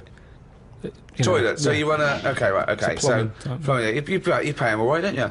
I'd say most of them are on above average. So you're there. What time do you get in? About 8:45. 8:45, waiting for them to come in at 9, yeah? Yeah. Okay, right, it's snowing. It's a bit snowy, you got there. It took you a bit while. You'd set off early, did you? Or? Gave myself a bit more time because I had to put the heating on the car. Okay, ring, ring. Ring, ring. Hello, KP Plumbing. Oh, is that Miss Pilkington? Yeah, it is, yeah, who's that? Oh, it's Sheila. Listen. Sheila, shouldn't you be here by now? Yeah, no, I was going to set off. Well, we'll set off now. Stop wasting time. We've got a big order on. No, I know. We're all on a bonus here if we get this done. I'll see you in 10 minutes, shall I? I can't make it. What? I can't make it. Why not? The car won't start and it's slippy on the drive. I just can't get out. Get the transport. I'll see you in... I'll give you 20 minutes, all right? Don't worry about it. Thanks for calling. I'll see you in a bit. I'm also scared of the ice. I'm scared of the ice. I'm not gonna come in today. It's dangerous. So what are you gonna do? Well, I'm gonna wait until the ice and snow goes away, and then I'm gonna come in. But they're predicting it's going to be about 2 weeks before they clear all this. I can't really travel in this. It's a bit dangerous. Well, I'll tell you what. You stay at home. I'll replace you. Because I need someone to come in with a big order. What, you're firing me because I can't get into work with this... Well, I got into work, Sheila. Yeah, I know, but I mean, you don't live with me, do you? If you did live with me, then you'd probably see how... It was bad where I was as well, yeah, I'm here. Do you know how bad it is here? When you come round and have a look how bad it is here, no, you drive I'm my... not coming Tell you round what, here. you come round and drive my fucking car because I'm snowed in, you fucking calling me a cunt. And I'll tell you, if you fire me, I'll take you to drive uni, you bald-headed wanker. Right, you're fired anyway for that. You're in fucking trouble then. Right then, see ya. Right, and then she's done with. She's weak anyway. Ring, ring. Ring, ring. KP Plumbing. Hiya, is that, Miss Pilkington? Yeah, it is, yeah. Hi, it's Bob here. Bob. Yeah, bit of trouble, in my area, it's absolutely snowing, it's possible, no one's getting out. I live near Sheila, Bob, listen, Sheila's just been on, she's saying she can't get in either. She can't, I've just seen her out there trying to dig her car out, and she's hurt her back. She's really tried hard to get to work, but she can't do it, because she's not very rich, and her car doesn't work, she hasn't got the right tyres. And there's no public transport, they've cancelled those. Wrong snow on this country. I'm not going to make it in today, son, so, I'll see you tomorrow, right, boy? Well, no, you're saying you'll see me tomorrow. Yeah. But you'll probably call up tomorrow with the same thing. Well, only if it's snowing still. No, listen. It might not, I can't run a business like this, Bob. Yeah, it's not my fault, is it really? So go round to Sheila's and like slag me off if you want. But I'll tell you what, you're not coming back here. Oh. Fuck off. One chance. Give them one chance. Oh. Well, you didn't even give them one chance. No, because they've done it before.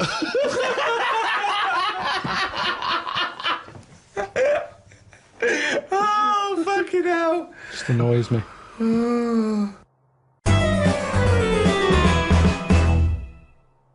I went to, what's her name? Harley Street. I went for a check-up. And,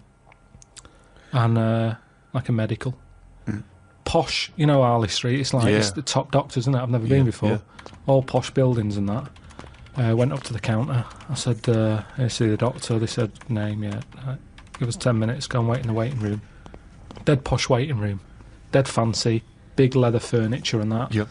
Loads of magazines. I mean, like a newsagent's. In the middle of the room on a table. Loads of them. So I'm looking through, and there's the top quality ones. Your Esquire, GQ, Classy, Yacht Weekly, all that. Country Life. Boys. Boys? There's one there, yeah. Boys. What's that? right? Lifted up like the one on top of it, and it's like boys with a Z. Two fellas stood there, looking sort of Italian looking. Yeah. Right. Dungarees on. No shirt though.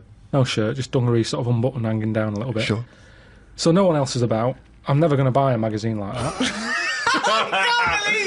You're going to tell us you looked through a gay magazine? I had a little look, just because I thought, like I say, it's one You're chance. always looking to learn, aren't you? You're always looking to learn. Yeah. Always open. There might have been something in there that I go, right, I get it now. I understand why they like doing that or whatever. Yeah. Right. So she said I was going to, 10-minute wait. I can have a quick flick through. Picked it up, had a look. Still none the wiser. Why? Well, what did you see when you opened it up?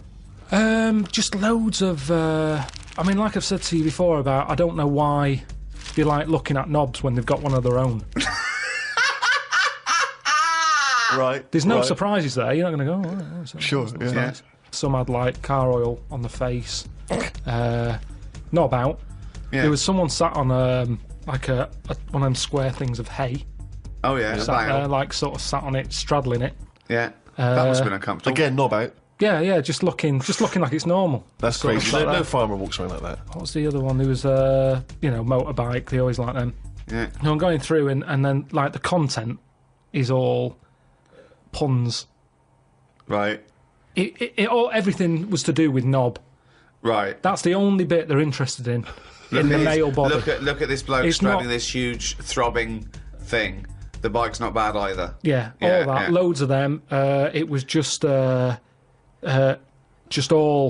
just cock, just 100%. Like let's just talk about the knob. That's a good name for a gay magazine. 100% cock. 100% cock. Did it not at any moment sort of maybe slightly unnerve you that the doctor might come in and see you reading boys? No, because I wasn't. What about if I walked through? Because I remember once when you were in hospital about to have a tube going down your knob and you were sitting in your pants with stockings on and I walked through and you were horrified. So what if I'd have walked in then and went, Yeah, Carl, what are you I doing? would have just said, look at this. Look at this, it's free. And I said, why did you bring that with you? No, I would have just said, look, does it look like I brought it with me? Look at this. Yes, it does. Because Well, I've never. what? So you Because look I would never see. You would never see a gay magazine in a doctor's waiting room. So I think you bought that and pretended that it was there. That's the thing. I was amazed by that because there was no there was no Mayfair or anything. They just catered for if you wanted a bit of knob action. It was really. I could have complained. Sure. So if you're gonna have this, where's a bit of the other? Yeah. Yeah, you had a bit of this. Where's a bit of the other? I know one of the things that they had, and I thought they're really struggling with ideas. They had a Sukoko. As in Sudoku. Yeah. Sukoko. Surely Sadico is better. No, because it was like Sukoko. Yeah, but it's Dick as well. Subdico. Yeah. What? And it was still a Sudoku style puzzle, but it just had that name. Yeah. It's just So everything. It was just Sudoku, but called Coco.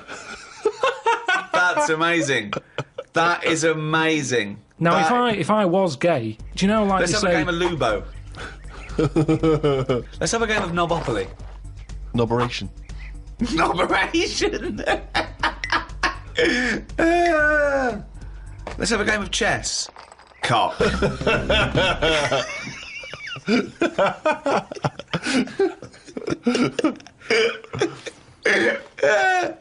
Let's have a game of fuckaroo. Well, that works for either sex. Yeah, that's true. That's how we spend our Okay then, Christmases. fuck a poo. Oh, God.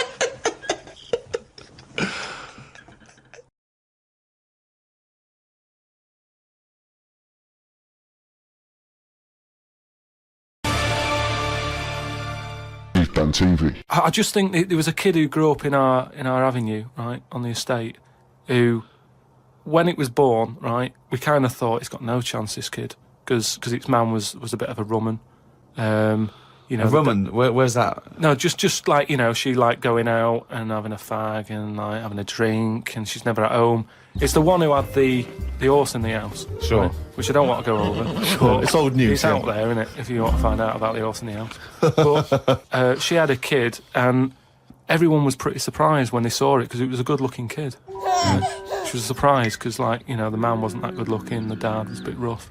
But it came out, and she was showing it around the avenue, going, look at this I've had. And she was chuffed with it, because it's probably one of the newest things she's ever had, because everything else was always sort of Second-hand. second-hand and what have you, but suddenly she's got this brand new little baby, right? Anyway, as it grew up, right, those looks went. Right. And I'm not talking getting old, I'm talking by the age of about 3. It looked rough already, right? And all that just happened because that's the life it was in, right? Yeah. So like it had like a patchy head. Its hair. It what? It had a patchy head. A patchy head. It's just sort of. It wasn't a North American Indian. What do you mean, a patchy head? Just his hair was patchy. He used to chase sort of cars and stuff. Chase cars. Sorry. What do you mean? That's what he did for his. Sorry, did she let it get raised by wolves? No. But all I'm saying is that at the end of the day, what is it that makes a person? Do you know what I mean? Now, I don't know what state he's in now, but maybe he learned all his mistakes by the age of 4. Well, the only time I wanted a wig was when I did jury duty once, right? And it was annoying that I was sat on the jury right in front of, like, these criminals, right? Everybody else has got disguises. The judges have them wigs on, right? That's not disguises! It is a disguise. That's a disguise. That's why judges wear them, right? So No! Well, then why did they print their name in the paper and have a picture? What do you mean it's a disguise? It's a disguise, isn't it? No! If it was a disguise, they'd go in with one of those glasses with a nose and the beard attached if it was a disguise. All judges would look like Groucho Marx if it was a disguise. Well, I'm just saying that's what annoyed me when I was sat there on the front row, right? I couldn't have been any closer to the criminals, right? I was sat there and I thought, why didn't I just pop a little wig on or a pair of glasses? I would have loved to have seen you in the front row at Crown Court. No, because I'd love to see it because in this country you're not allowed to show pictures of jurors. You can't take photos in a courtroom, so there's always these sketch artists that draw drawings, and it's on the news. The idea that we'd have seen 11 people and a sort of Krusty the Clown figure would have been amazing. Yeah, I would love to see the artist do an interview, because it would be like complicated people. Oh, hey, he looks characterful, and then just a little round Charlie head. Brown. Charlie Brown sitting on the end. Okay, Carl, you're in charge of the world now. You are this. You're all powerful. You're like a god. Okay, you can do anything. You call all the scientists, and they go, "What do you want of us?" Oh, orange-headed one. What the fuck do you want of us? Right? What do you want them to do? Go. What do you say?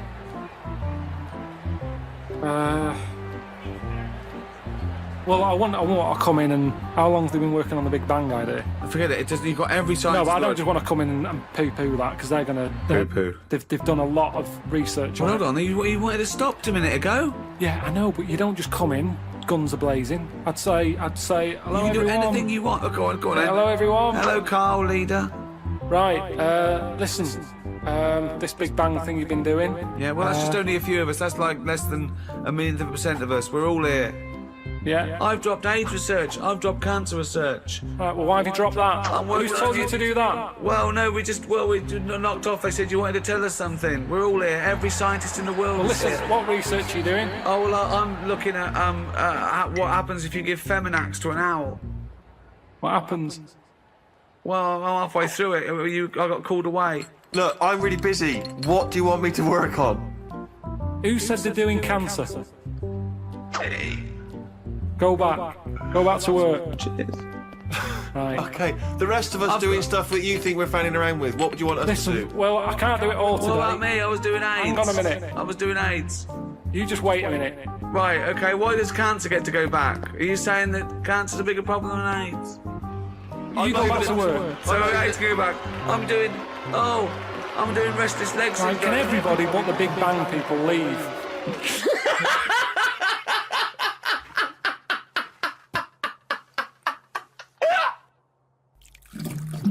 These words of wisdom will be inscribed on a wall of a museum one day.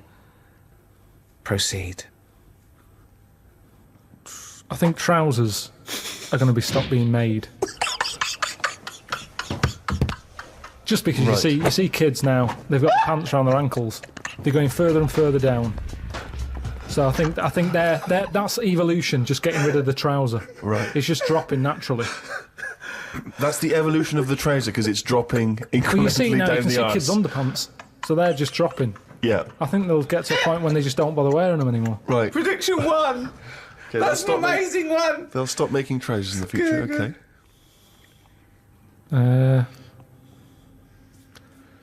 We're going to get weaker.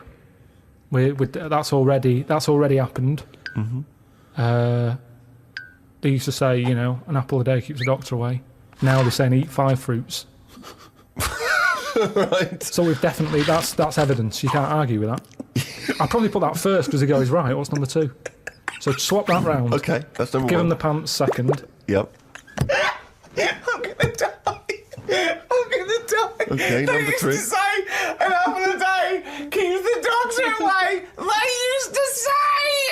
They used to say pull your trousers up. Now they say put them down. You can.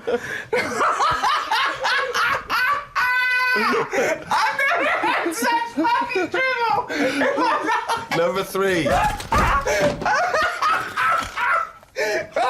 number 3. Oh, the scholars are now waiting with bated breath when they find this old scroll, and they go, "Ooh, what can number 3 be?"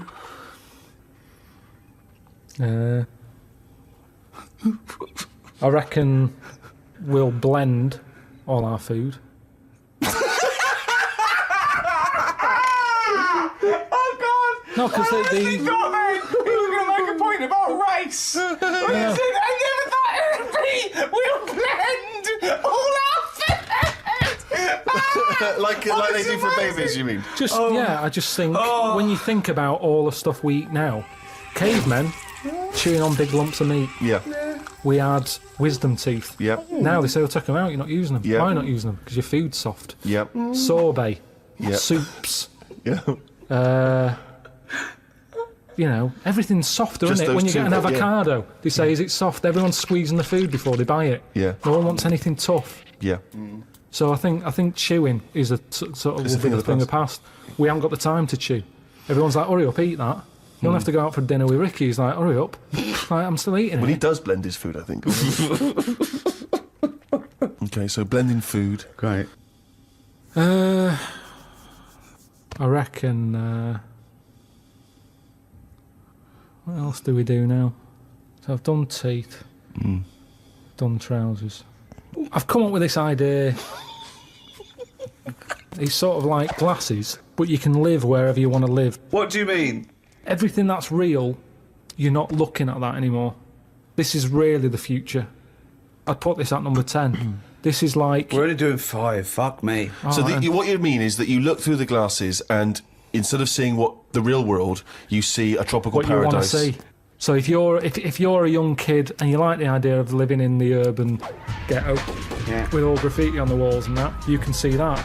Yeah, but hold on. Are you walking around? Because you'll be bumping into stuff, won't you? No. Why not? No, what you mean is that the stuff that's there in the real world is being digitally reimagined in your glasses. So what was a nice country lane is suddenly now an It's urban got loads ghetto. of graffiti on it. Sure. Absolutely mental, pointless, would But- never work. Absolutely one of the maddest things you've ever said. Really weird, that one. Yeah, It could be done.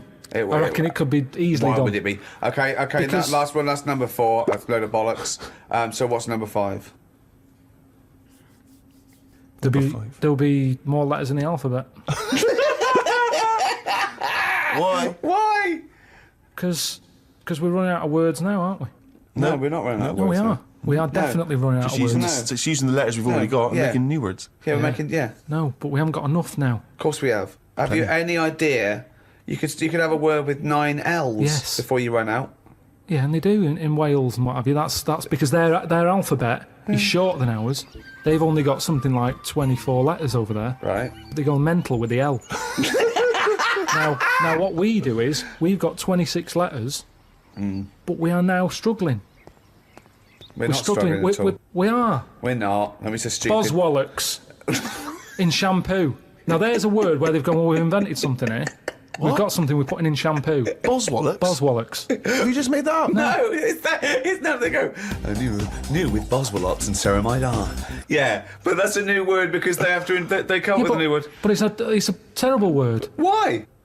Boswallocks. It's another word. Is that real? You've missed that out, No, I haven't. It's a real word. Boswallocks, yeah. Now this is what I'm saying. So years ago when they came up with all the sensible ingredients, sodium, That sounds. That sounds all right. He likes sodium. He doesn't like Boswell. Because it sounds like something in it, like an ingredient. Well, yeah, but that's because you're used to it. Is this a load of Boswell? Are you winding me up? No, the two it's of you? real. It's real, and that's because 26 letters. We've wasted them. Years ago, we went mental with the, pneumonia, sticking a P on it, and there's loads of words where you go, "What's that letter doing in there?" Whereas now, they can't do that. They've gone, "Whoa, pull that back. Why is that letter there?" And now you've got stuff like abbreviations and stuff. Yeah. Let's not waste letters. Let's just control it a little bit. Cars are called things like, GTI or something, because they're going, well, I can't think of a word to call this. So they're giving them letters. Think of a word now. Think of a word that hasn't been made up. What do you mean? Well, tell me a word that hasn't been made up. All words have been made up. No, one that hasn't. That could be used. Say if I invent something now to put in shampoo, what can I call it? Quick. Cranberry. No, it's too close to that. No, we can't get that past the advertising person. Scrimpton. Scrimpton. Yeah. It took Ricky 2 goes and you accepted his second one. Well, I think we've sorted out the future. One of my first disappointments with football, I was 10 years old, okay, and one of the teachers was in charge of the football team, my junior school, and I went down to Tutty's, it was, a shop in Reading with my mum. So it's white socks, black shorts, white shirt, like that, got that. Knocked on his door. I said, I've got my kit. He went with the trials yesterday. He missed it. That was it for a year, right? Next year, when the trials, got the trials, okay? He was going, everyone, I want to give it 100%, right? Really try hard. He's watching people play, right? I made sure that every time I ran by him, I was out of breath. Every time I ran by him, he's sort of looking at me, I think, yeah, right. Came to it, he said, the team is this, I'm left out, right? He went past me, and he went, you've clearly got asthma. So you didn't make that team either? Yeah, and I didn't, and I vowed that day, never try hard at anything. Yeah, well, you've certainly kept that up. Yeah. Question from Kevin. He says, Carl, other than the famous boxing match that you've often talked about, I know that took up about 20 minutes of your time, have you ever been in any other kind of fight? I don't suppose a slangy match. I think they're talking, have you ever been in a physical fight? Once that I can remember. It was over a woman. Well, a girl. I was at school. Yeah. And it was because, like, it's hassle, innit? Right, relationships when you're younger. How old were you? About 7. It was over a woman. Go on then. Yeah, go on. And there was this girl knocking about who, she was quite good looking, everybody liked. And my mate, he really liked her. And I didn't sort of ask her out on that, but she just sort of took a shine to me and stuff. Right? And didn't really go out with her properly. It's at that age where going out with someone is just like sort of going, all right, in the morning, do you know what I mean? You just sort of nod your head. Yeah. And that. Anyway, there was some sort of school disco, and they were playing Spin the Bottle or something. Right? And I sort of wandered over to see what was going on, and I stood on this girl's dress and put a hole in it. And she started crying. I was like, oh, I can't be doing with this. Right? What's up with you? It's old, what's up with you? And everyone's going, Carl, what are you doing? That's meant to be your girlfriend and that. You should be sort of saying, oh, I'm sorry, and giving her a hug and all that, and saying it'll be all right, we'll sort the dress out. I said, I can't be dealing with this. Right? So she's crying her eyes out. I said, it's over, right? Oh, it's over, you saying, all right, in the morning. Yeah. No more of that. Yeah, there's no more. Right. In the morning. So I go to the toilet, right? And this lad who fancies her comes in and goes, you're out of order, I'm saying, what are you on about? Sorry, there's 2 7-year-olds. Yeah. You're out of order. Keep out. Yeah. Cut it out. Show her a bit of bloody respect. Sorry, were you wearing trilbies? Yeah. He put his cigarette out in the sink and he just said, leave it. Get out of my face. So I just sort of said, look, why are you getting involved and all that? Yeah. 2 Why are you getting involved? And it was obviously like because he fancied her and that. We had a bit of a fight in there. Yeah. I accidentally, sort of chipped his tooth on a sink. Oh, is it like a proper... Sorry, this is like someone from Lock, Stock and Two Smoking Barrels. Yeah. What are you talking about? 2 7-year-olds in a toilet. So you put a hole in her dress. I don't know how that... What were you wearing? Football boots? How did you make a hole in her dress? I don't know. It was like that sort of material. You were wearing winkle pickers. Like crepe. You know what I mean? It was like a crepe dress or something. Yeah. Right. And that got a hole in it. So you're having and when you say you're having a fight, I mean, are you wrestling with it? You got arm locks and head bit locks? of wrestling and shoving about and that, and it was an accident. I didn't sort of go, right, I'm going to break your teeth or anything. It's just that I happened to push his head down, and his tooth hit the sink, right, and it chipped and what have you. After that, like I sort of left there and stuff, and we had to go into assembly, and there was a copper in there doing some presentation saying, "Listen, kids, don't get into trouble, because we're out there and we'll get you." Right, so sort of try to teach the kids young not to get into any trouble and stuff. So I'm sat in the assembly room thinking, oh God, there's a copper here talking, and my mate's going to come in a minute, like with a chipped tooth and everything. And questions are going to get asked. That's what kind of happened. I mean, the coppers didn't get involved. Yeah. Did you turn your back on violence after that then? Yeah. He said, "You'll never take me alive, copper." So yeah, that was the sort of last fight. Brilliant. A friend of mine got a gift, or rather gave it as a gift. I don't know if you've been familiar with these. It's a charity organisation, and you go on their website or you phone them up, and you can give someone else the gift of, say, a goat. And it's a sort of goodwill thing, you know what I mean? So you buy an African family a goat that will help them for years. And it's like you're saying, well, I would have bought you a present. Yeah, but I've used that money wisely. Yeah, so it's almost like they've given exactly the present. They've given the goat. Yeah, it's a beautiful idea. But as soon as he told me about it, I thought to myself straight away, knowing Karl's views on charity and giving, I wondered what his views would be. Well, are they happy with the present over there? Like the people who are getting it? You're an idiot. What, you think an African family wakes up and there's a little goat with a ribbon tied round it, and they go, "Oh, look what Santa brought us." Look, and that mince pie's gone and that glass of milk. You're such an idiot. No, but what I'm saying is, does that family want a goat? Yes. But why? It's not they want a goat, it's they need a goat. Do you think... What do you think this organisation is? Just arbitrarily giving goats to people. They're going to say, "Oh, I wanted Nintendo." What are you thinking? Well, what I'm saying is, right, let me put myself in their shoes. Well, this will be a haven't first. Got any, but say I'm one of them, right, over there. Right, I'm sat there, it's Christmas Day, right? I open it up, open the present, little goat there, right? Now, if I was one of them, I'd be going, not another mouth to feed. At the end of the day, there isn't enough food to go round for themselves, never mind a goat. Don't they say, like, having a dog and that is quite expensive? Sometimes they say, what with all the injections you've got to give it. Well, I'm assuming it's all above board. The goat's had its injections. That's what some of the money goes towards. It's just a way of redirecting cash. But the thing is, why do they want that goat? What's the main reason? What does a goat give you? Milk. Right. Now, wouldn't it be easy to just send them a bottle of milk? Without all the hassle and the headaches that come with it. That's all I'm saying. And the other thing is, think about the goat. That was happy over here. Suddenly, it's on barren land. No grass. I'm gonna burst! What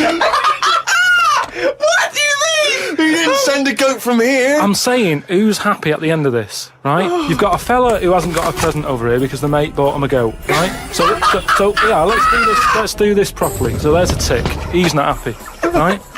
Then you've got the person who's opened it, who, like you said, wanted something else, right? It's a goat. They go, who's going to look after this, right? So tick, they're not happy. And then you've got the goat going, what am I doing here?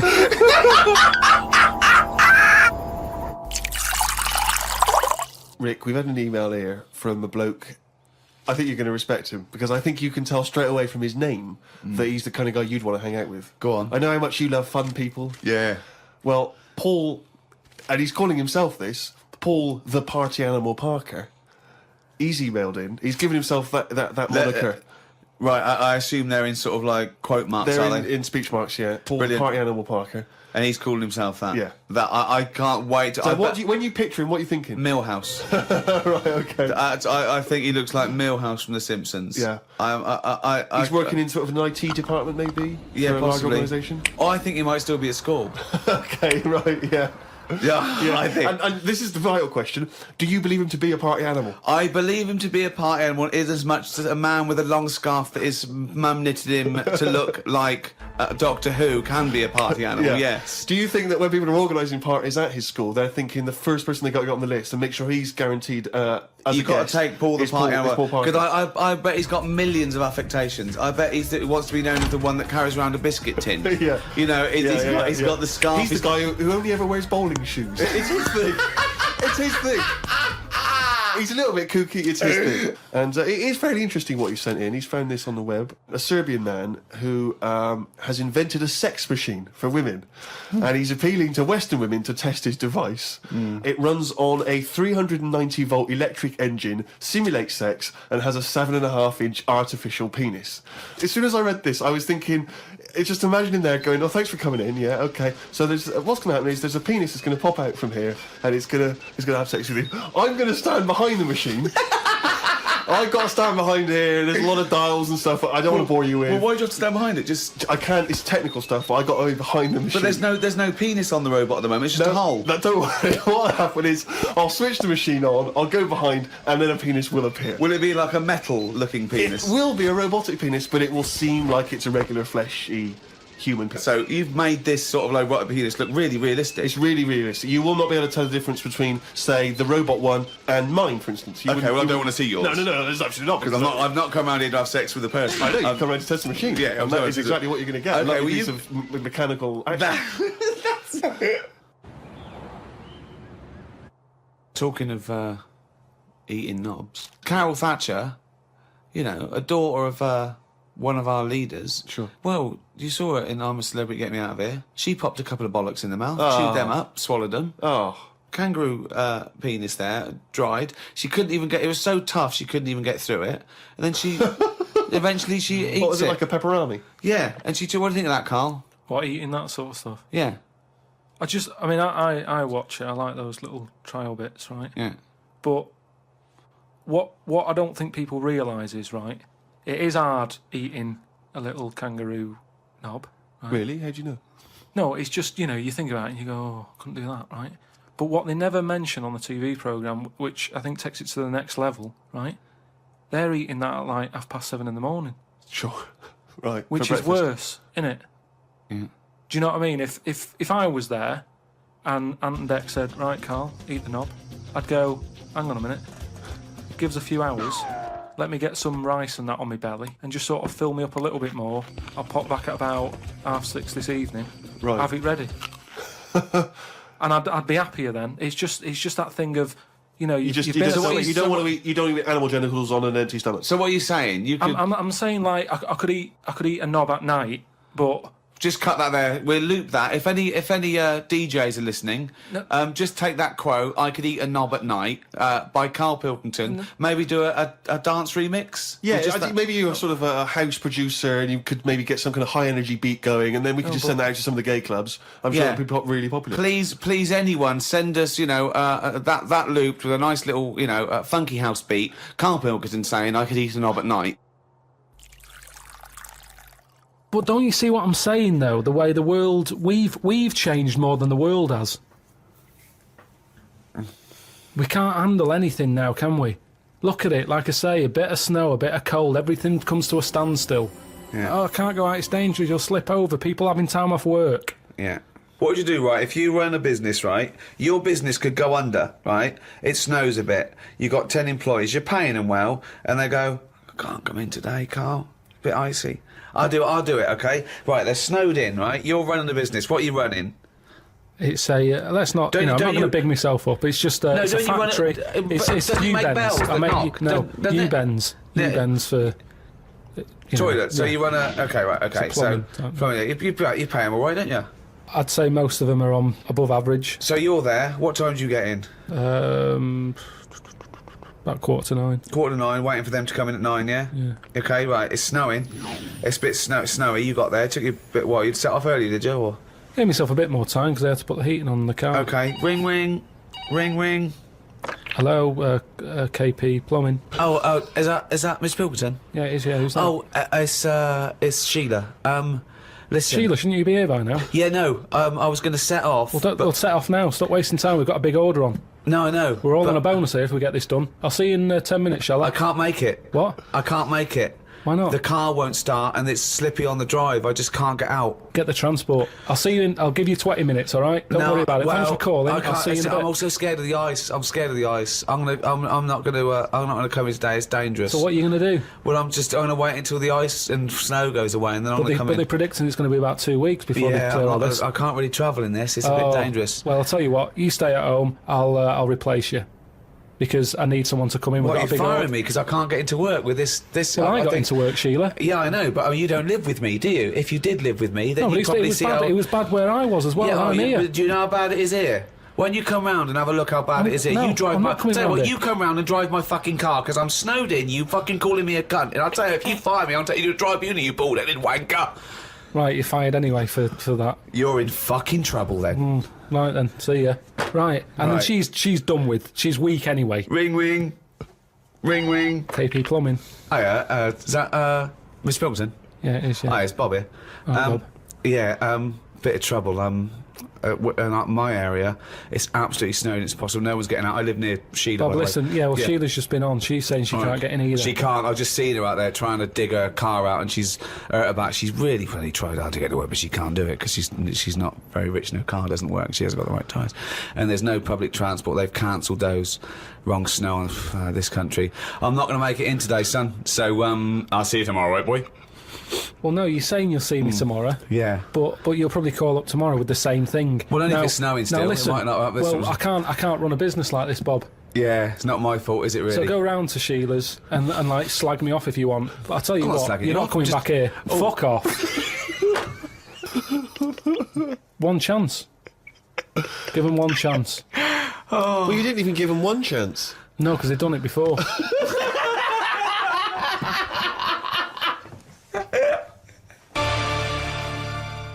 TV.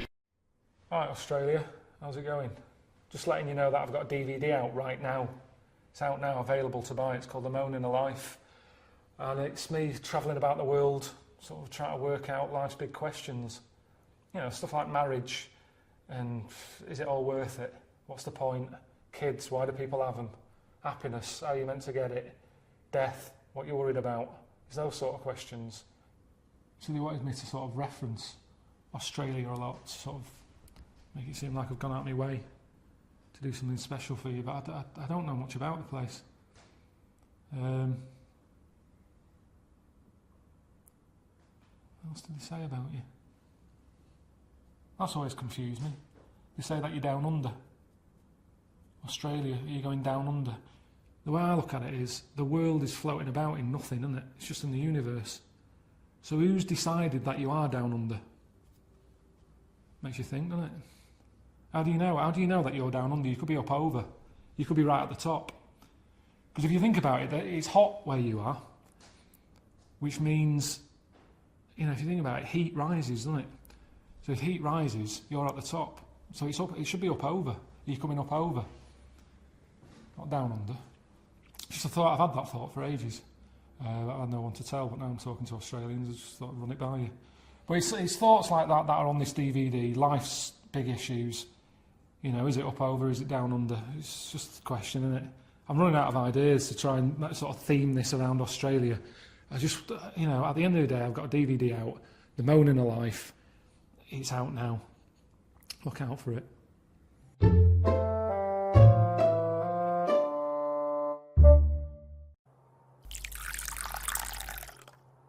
I was thinking the other day about, you know, your body and everything, because it is amazing, isn't it? How it works. Oh, yeah, yeah. Does the brain control you, or are you controlling the brain? I don't know if I'm in charge of mine.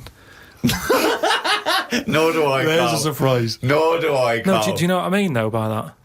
Does the brain control you, or do you control the brain? Like, don't you ever sort of think sometimes? Say if you're making, but you are the brain. No, but I was making a shopping list, right? Going right, I need some rice, kidney beans, and I thought I had everything, and I sort of was rolling up the paper, and then something went, oh, an onion. Your brain did something that. Went an onion. Was it Suzanne? No, well, my brain sort of went, you forgot something. Yeah. I didn't think I'd forgot. I was you are your brain. No, but don't you understand? My brain was I was in control of my brain when I was writing down rice and kidney beans. But you're not in charge of the onion. That's another part of the brain that's in charge of the onion. The onion sector. Yeah. No, but I'd put the paper away, putting my coat on, ready to go and get the rice. Yes, but your onion lobe kicked in. What? So you put the paper in your pocket, you got the coat on, then you just suddenly hear from nowhere. It was just like onion. Yeah, I'm not even thinking about that shopping list. It's in my pocket. I'm thinking, do I need my gloves? It's cold out. Yeah. Suddenly, onion. And it was like, oh yeah, onion. Yeah, I had to get the paper out. So what I'm saying is, who's in charge? The brain, the mind, the brain is the... What are you doing? Who's in charge? That's just, you forgot the onion, and then you remembered the onion. You must have forgotten things in the past. No, but not like that. Not where... Like, it just made me think, that was weird. Who reminded me of that? You did. Yeah, but I'm not... No, you are your brain. It's not like there's you, then there's a brain, then there's an extra one looking down at it.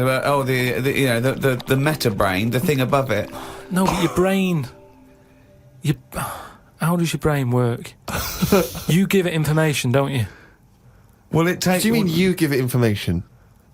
Well, if I sat in a room with nothing, not feeding it anything, it wouldn't know anything. No, but there's this thing there's two yous. It's this thing that there's Carl and Carl's brain. Yeah, there's not a duality in this. If you go, come on, now think. That's the brain saying that to itself. It's not. There's not two people in there having an argument. Come on, brain. And the brain's going, oh, don't you start, I was thinking then. And the other thing's going, brain, onion. And the brain goes, Carl, onion. You are your brain. If you are anything, you are your mind, your brain, your collection of memories, your personality. You're not what you look like. Does that answer your question, Carl? What did you think of then? You were thinking of a tortoise on a skateboard then when I did that last sentence, weren't you?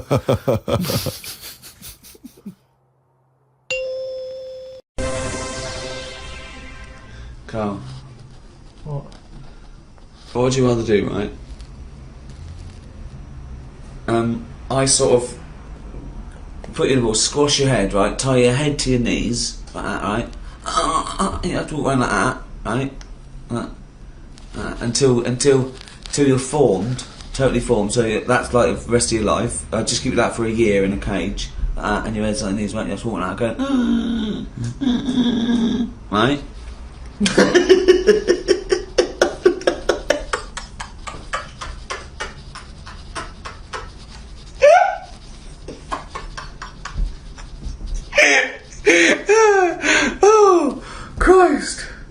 Oh Christ!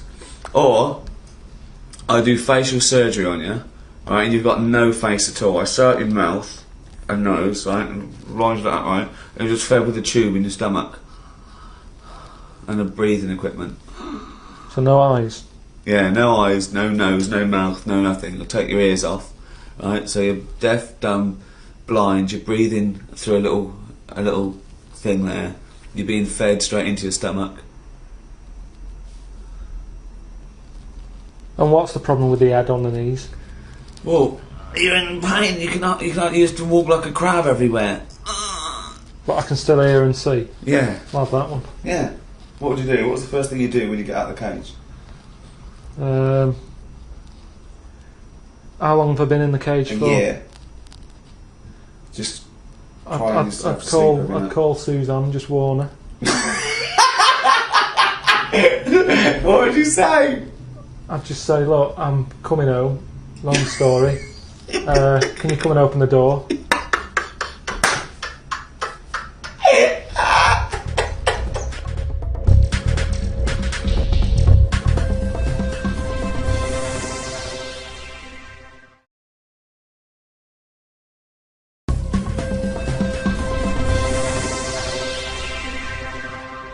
Hi, TV's Ricky Gervais here. I just wanted to tell you a little bit about my new book that's coming out this autumn. It's called Ricky Gervais Presents The World of Karl Pilkington.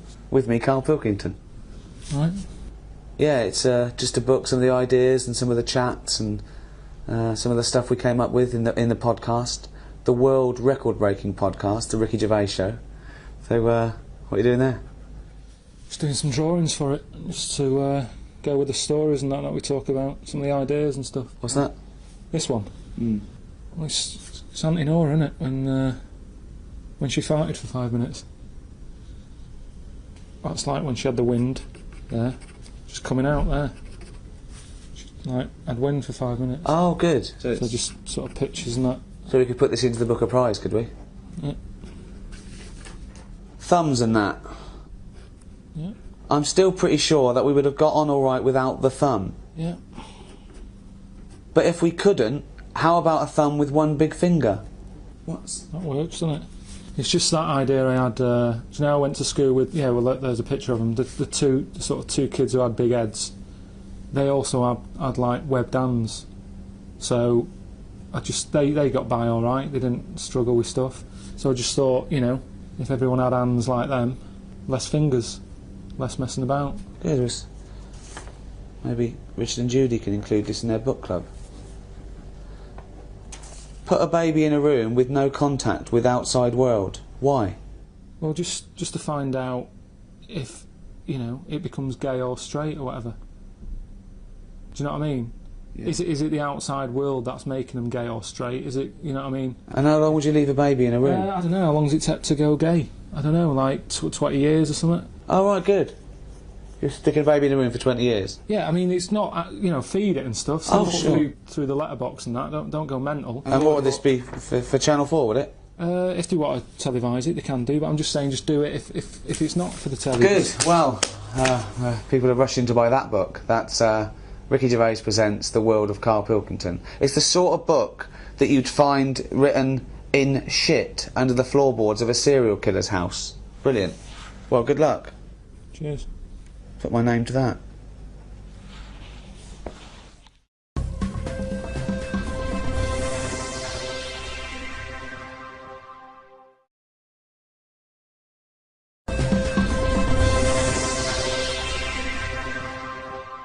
Oh, chimpanzee, that monkey news, you. It was this bloke who was a builder. Oh, yeah. Right? And you know what builders are like? They sort of move about, don't they, from sort of building to building, just building. Well, yeah, well, once they've built it, the building's done and they move on to build some more. Building to building, just building, yeah. So he goes to his next job and that, right? Who does, the builder? The builder. Yep. He goes to, like, the boss, new building. the boss of this building, who's building it. Right. Okay. Yeah. And he says what unto him? Do you need anything building? Okay. Right? Yeah. So anyway, so he says, yeah, there's plenty of work and that going about. Yep. He says, we're working on this one here.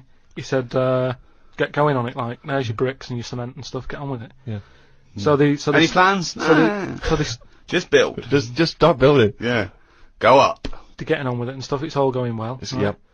But he notices that there's someone working high up, right, on the top bit. Sure. Because do you know, like, there's girders and stuff on these big buildings. Yeah. And he's still building the bottom bit, and which he's is still, weird. Yeah, well, that's the way they do it there, apparently, just to sort of speed it up, work from top to middle, from top to bottom. Sure, that's in imaginary land. We put the spire on, now we better do the foundations, and then put some stuff in the middle to keep it up there. So anyway, he's saying to, like, the other workers, he's going, who's that up there? Who's that up there? He's working on his own. What, the little fella, was he? And, the little hairy fella up there. Who's the little hairy fella up there with the hard hat? And the other fellas are going, look, you know, don't ask questions, you know, the boss decides who he takes on, we're happy to be getting paid here.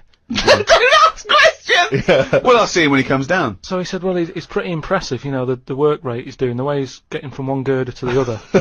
Swinging, is he? He doesn't seem to be scared of the heights or anything. He said, no, just let him get on with it, you know, we work well as a team. Lunchtime comes, they're all sat on a little wall having the sandwiches, he's thinking he'll come down in a bit. He's just carrying on. Is he just still going? Still going on that, right? So the fella says to the boss man, he says, isn't that fella up there going to come down and join us for lunch? He said, like I said, mate, don't worry about him, right? So he said, oh, anyway, you've reminded me that he's up there. He said, he's doing a lot of riveting and stuff up there. he probably needs some more nuts to... Right, sure. And what kind of nuts is that? Is that nuts to food, or...? So he said, what, nuts? He said, yeah, just, there's a bag full of them there, just put them on the hook, send them up, and he can get on with his job. So anyway, he picks these nuts up, right? Yeah. Just hooks them on. He thinks they're not that heavy, considering, you know, I mean, they're normally pretty heavy, aren't they? Like, nuts and bolts and stuff. Yeah. So anyway, he has a little glance in. Oh, no, what's in there? Nuts. What, you mean nuts that you can eat? Nuts that you can eat, right? So they send the bag up, and he's thinking, what's all that about? He checks him out, starts to stare, works it out. You can see that he's a little chimp running about, so he goes, I'm not happy with this. Why isn't he? Yeah. He said, all them Is out the there. boss sitting in a tyre? He said, all them lot out there might not be wise to what's going on here. He said, but I've clocked it, and you're sending nuts up to it. It's a monkey, it's not on. So he goes, look, you know, we're just all trying to earn a living here. He said, don't get involved in it. I'm happy to pay you, but I'm paying him. Don't interfere. He's paying him? And he's saying, look, I'm just not happy with this. It's not allowed. So the boss was saying, well... We pay peanuts, we get monkeys. He said, to be honest, mate, you know, he's a great worker. He's known for doing what he does. He's a good grafter. If one of you's going to go, right, I'm afraid I'll have to let you go, because he's been here longer than that. Yeah. He was made redundant. None of that happened. He was laid off. None of that happened. He's laid off and that. And that's where that saying about, you know, like there's a lot of tower blocks and that in America, it's like the chimp off the old block. Is where... So, that's monkey news.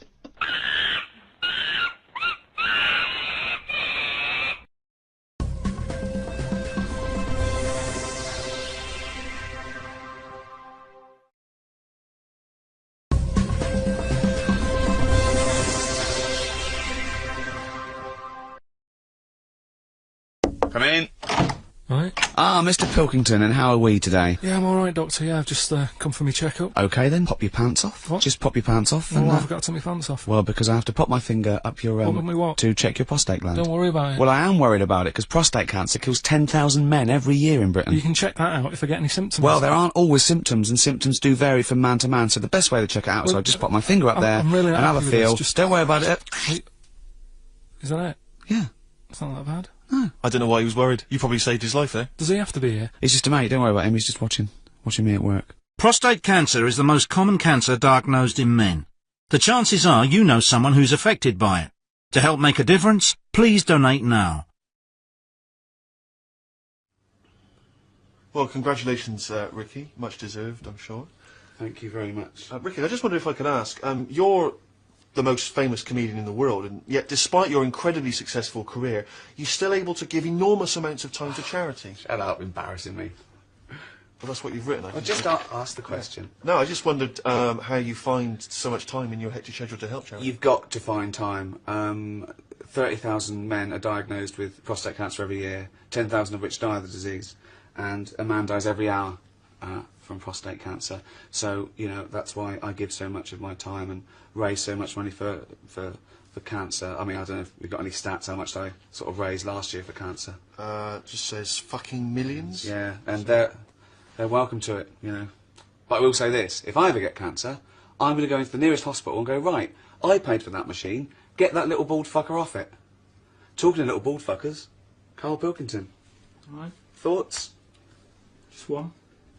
It's 2006. Why are they still using the finger? Good point, good question. Chris Martin from Coldplay, got a few questions for you. Can I wear your sunglasses?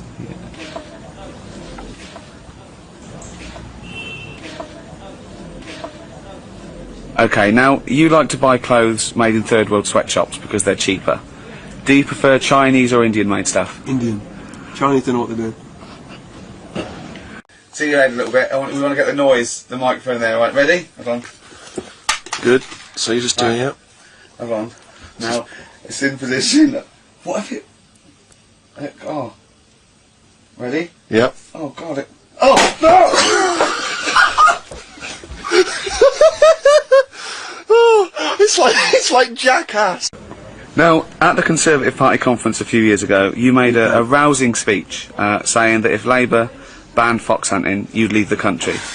Now, you did leave, but now you're back. Isn't that hypocritical? I just came back to get some stuff. To get my hunting gear. I came back to get 2 guns and a knife.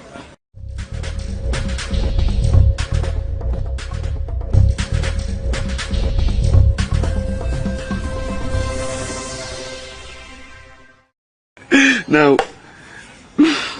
What's the question? No, you famously said you don't trust black people. Isn't that racist? I think racism is a state of mind.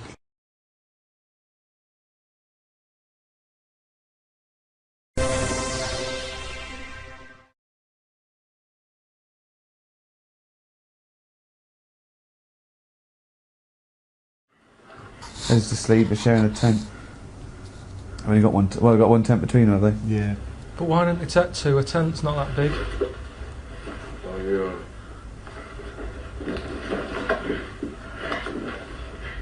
So are they fighting now, or what?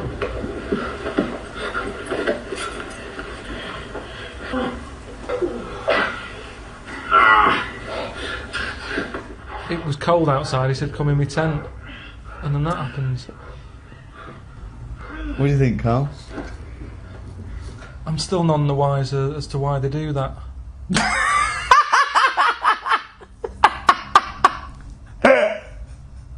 Are they both gay? I think if you have sex with another bloke, you're generally considered gay. If you're willing to pop your John Thomas up, John or Thomas, yeah, I think you could be considered. As a rule of thumb. What I mean is, if they're mates, they're going across the western, whatever that it's called, right? Across the west, on their horses. They say, come in here, it's cold, don't be sleeping out there by that rock. Get in the tent. They get in the tent, there's still no mention of gayness. Then, one of them does that. I know. Well, I don't know. It must have been planned, is what I'm saying. No. How do you know what your job is? No. It's What not do you like mean you know what your job because is? a man and a woman, it's like, well, we know what we've got to do here, but with them, there's different options. So how did they know what whose job was what? Are you saying how did they know who was on top, so to speak? Yeah, because it all happened pretty I quick. think you fight for it. I think it's first dibs, isn't it? Like bunks, like bunk beds, isn't it? I don't know the rules. I don't know what the rules are. I don't know what the rules are. But then what happens then, Steve, after that night? Because of the difficulties and constraints of the time in which they live, they have to live a lie. So they both get married to wives, but they maintain their love affair across the years and the decades. Yeah, but don't the wives get suspicious when they keep saying we're going camping again this weekend? Well, you're very right, they do. But you wouldn't suspect a cowboy, would you? Except the one in Village People. Yeah. I thought he was the only cowboy. He's fairly... That was a little bit iffy. Yeah. I don't know. He hangs around with a Native American who's normally the antithesis of the cowboy. The cowboy and the Indian, they hate each other. They hate each other, yeah, I know. But they're hanging out. So are you going to watch the rest of the film now? Is it whet your appetite? Could the film still happen even if they weren't gay? Is it just a cowboy film, but that's a bit of filler? Let's just have another watch and see if there's anything else. Oh, does he want to watch it again? Are you sure you want to watch it again? Listen, if you want to watch it again, watch it again. Yeah.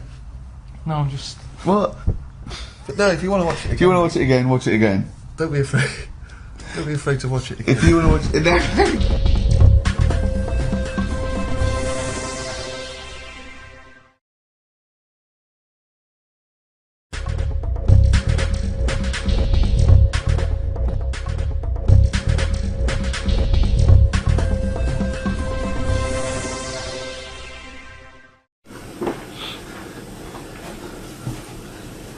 Look what he did. Still doing stuff for the book. So just... The World According to Karl Pilkington. Yeah. You can buy that now. Pre-order it on Amazon, can't you? Yeah. Or wait till September 18th. Pre-order it now. Right. What's that? That's me. Just I'm stuck in a spider. You said, about what would you do and all that if you were stuck in the body of the spider. Alright. So I said I'd just have a sleep. So there I am, just having a kip. Got a Okay. sleeping bag.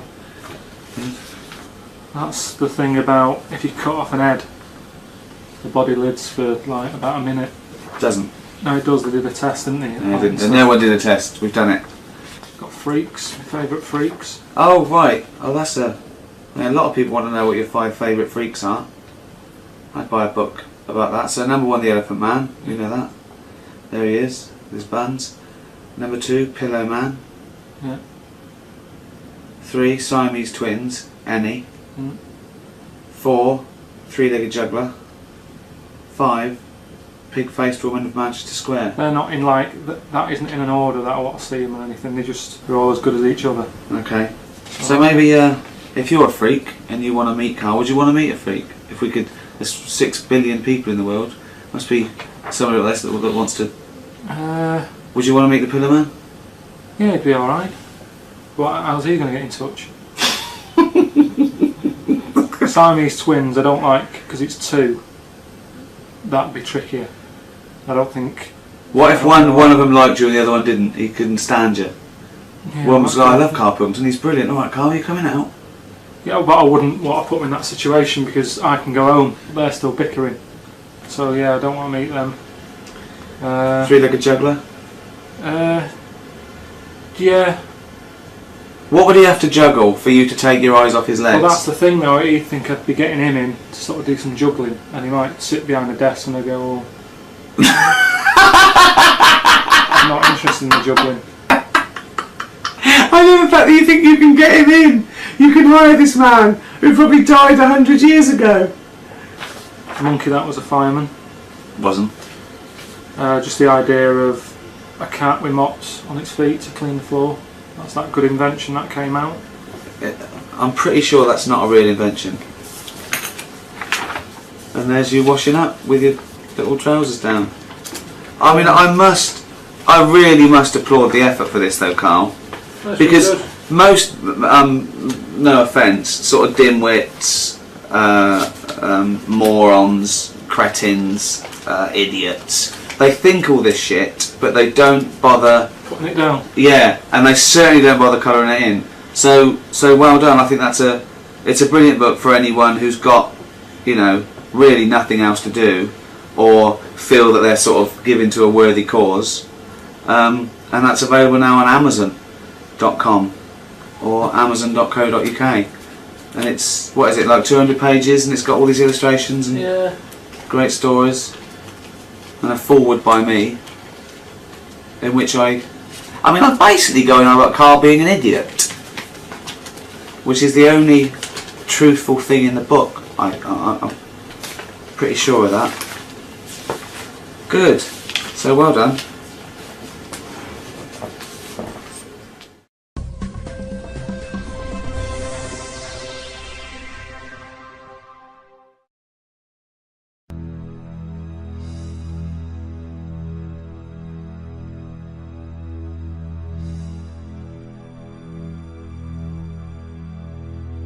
Have you ever been in a hospital when it's been shut down, or a school when there's no kids in it, and there's that sort of bad atmosphere of like weirdness? Yeah. Right? For the sake of argument, yeah.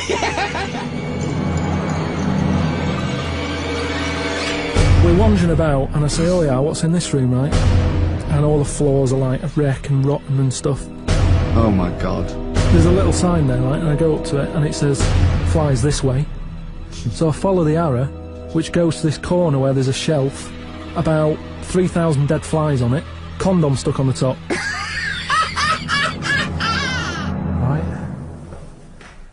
Right, you might remember in the first podcast I was telling you about this scary house that my mate lives in, where he's like a security man. You're not like a security man, are you? What are you? Well, I just look after it. You just look after it and that, he just looks after it. So this is it, because I thought I'd show you around it, because just in case you thought I'd made it up and that, about the bit about the flies and all that, where there's flies on the shelf and stuff. So this is the sort of state I was telling you how it's a mess. This is it. Ceiling's caving in over there. It's just there.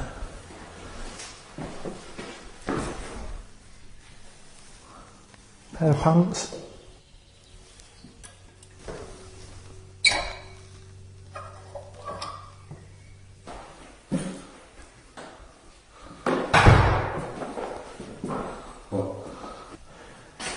Right then, we've found the room that I was talking about on the podcast, with the dead flies and that on it. This is the sign that I was telling you about. Got a fly on it, right? Little arrow. There's flies here, look. Little ladybird there.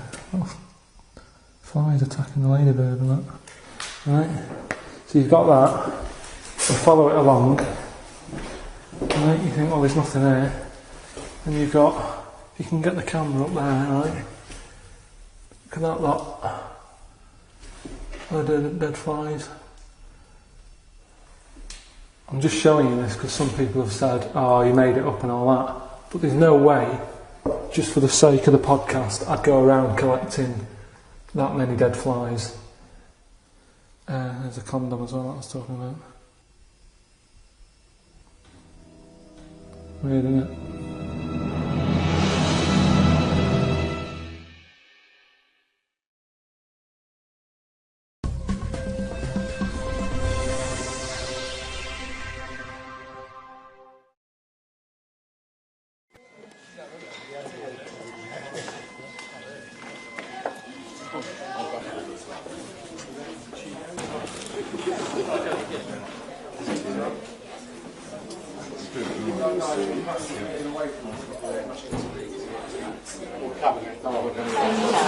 Hi, I'm Ricky Gervais, here on the set of Extras. Extras 2, coming soon. People are busy working away, and they're annoying me a little bit because I'm trying to do this, so I'm in charge. Shut up!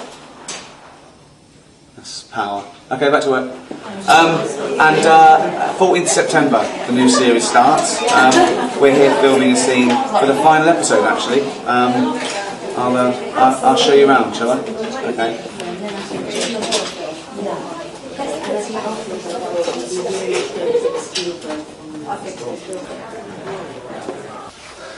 I know what you're thinking.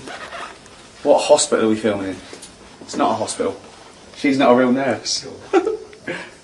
Let's we just put this in. Hey? Do these look ill? Bad example.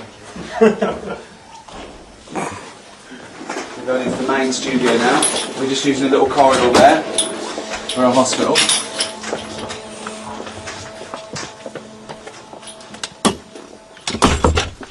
Ooh.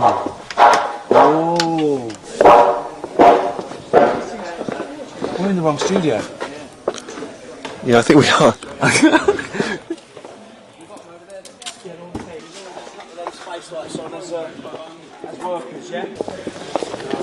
Oi oi, who's this little face?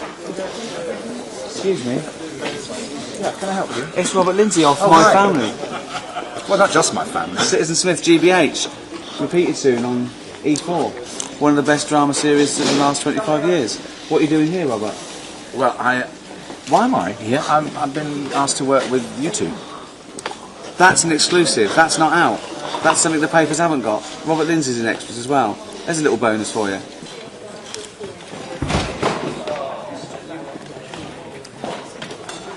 So there's a little teaser of Extras 2 coming soon. September the 14th, BBC 2, 10 o'clock. But check out the website. I'll do one of these every few days. Oh, sorry.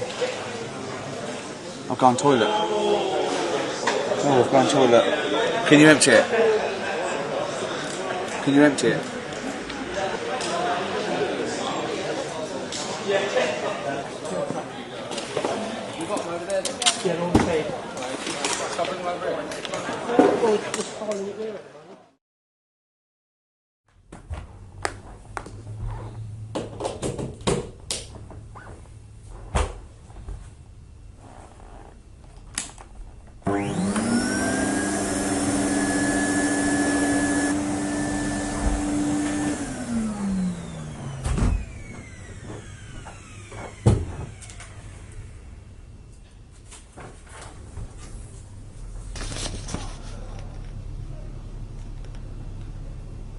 Don't know how he's getting away with this. Listen to this, right?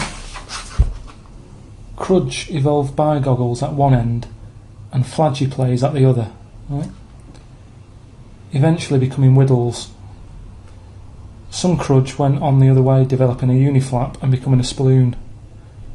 Sploon grew into Flunts, and Whittles branched out as Scruddlers and Wumps. So I don't understand why people want to read about these sort of made-up animals when there's weirder stuff than this knocking about anyway.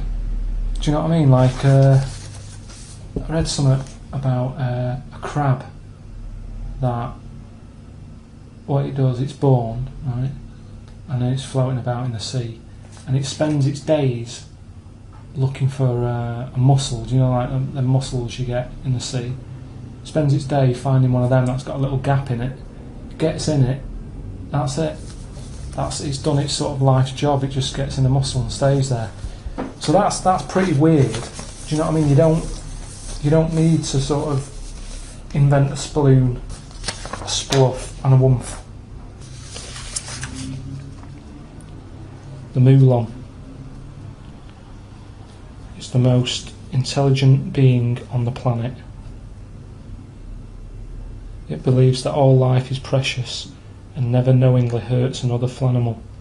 The saddest sound in the universe is the whimper of 1,000 Moulons when one dies. Do you know what I mean? That's quite sad, isn't it? It's like whale noises, that, isn't it? Because they say, what do they say? Like how a whale, if a whale's crying, another whale can hear it from miles away. Which must be well annoying, because I think, like, say if you're a whale and you're sick of hearing things crying, you'd travel miles to get away from that whale that's crying. But then, as you're going away from it, the chances are you're going towards another whale that's crying. So you can't get away from whales crying. And yet people say, oh, if I come back, I'd like to come back as a whale. There's no way I'd do that. Just having all stuff crying around you, you'd be well depressed. That's why they always look sad, whales. Because all they're hearing is crying. That's like a Moulon.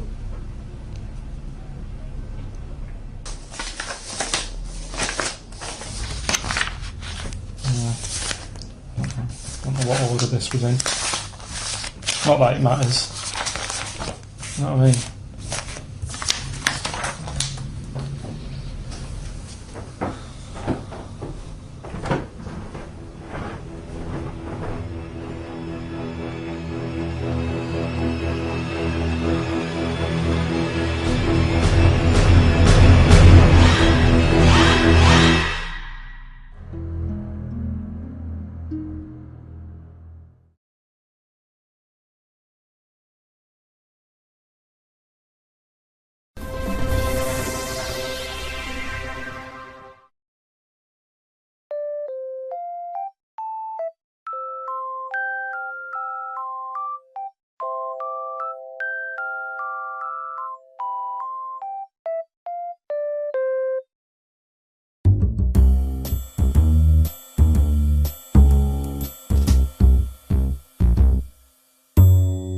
Ricky and Jane were going on holiday for a few days and had arranged for Glyn to come in and make sure the cat was okay while they were away.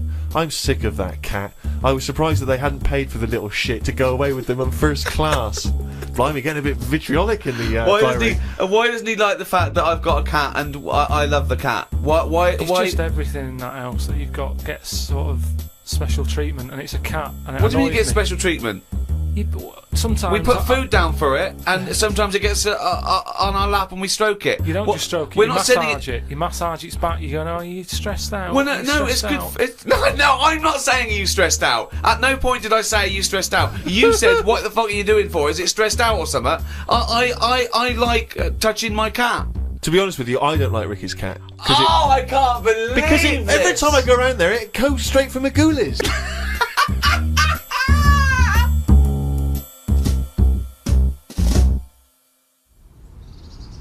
I just don't like it. It thinks it's it. Do you know what I mean? The way it wanders about and that. It's if it owns the joint. Jonathan Ross gave it in. I reckon it was Jonathan Ross's cat. And he got sick of it. Oh my god. No. You know, he got sick of its attitude. And then luckily, like, Ricky's old cat died, so he knew Ricky needed a new one. Palmed it off onto him. That's the last we'll see of that cat. Oh look, there he is, look at that. They love beer and donuts. So he was pretending he's joking there, but if that cat wanted beer and donuts, he'd probably let it have it. thing is, it never goes out.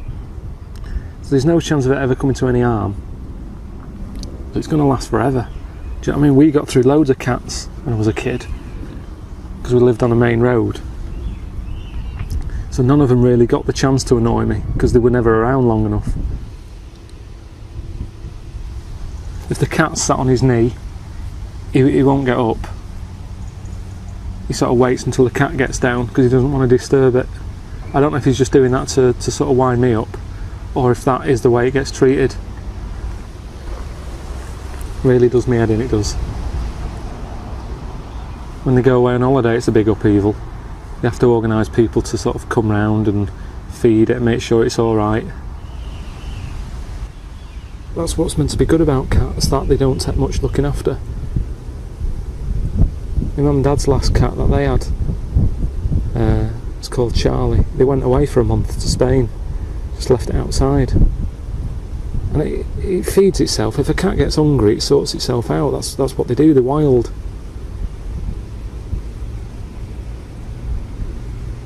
I mean, it had lost an eye by the time they got back, but it didn't go hungry. Sick of it. Hello. We've taken time out of our busy schedule to tell you about the new series of the Ricky Gervais Show. It's coming soon, in fact very soon, August the 22nd. It's another 6 half hours of drivel, available on iTunes and Audible, and we've got loads to talk about because we've just been filming the new series of extras, which is, you know, turning out fantastic. Well, that's not for us to say. Wow, it's us that's talking, and I'm telling you it's brilliant. No doubt win all the awards. Well, we don't do it to win an award. It's not, no, we don't do it to win an award, we do it to win loads, particularly the American ones. Brilliant, so look forward to that as well. But anyway, the Ricky Gervais Show, featuring me, Ricky Gervais, Stephen Merchant, Hello and, there. of course, Karl Pilkington. There he is. Alright. So, yeah, we've been working with the likes of Orlando Bloom and Chris Martin from Coldplay. David Bowie, Sir Ian McKellen, Daniel Radcliffe. So we've got a lot to talk about, haven't we? We've got a lot to talk about. And Karl, it's been 3 months. So have you got anything to talk about? Have you been doing stuff? Yeah, I've been doing loads of stuff. Yeah. Yeah, well, you say that. The reason I ask is because on one podcast, your entire week's events consisted of going to the cobblers, and that made it into the diary. So, have you done anything interesting? Yeah, just doing loads of stuff. Yeah.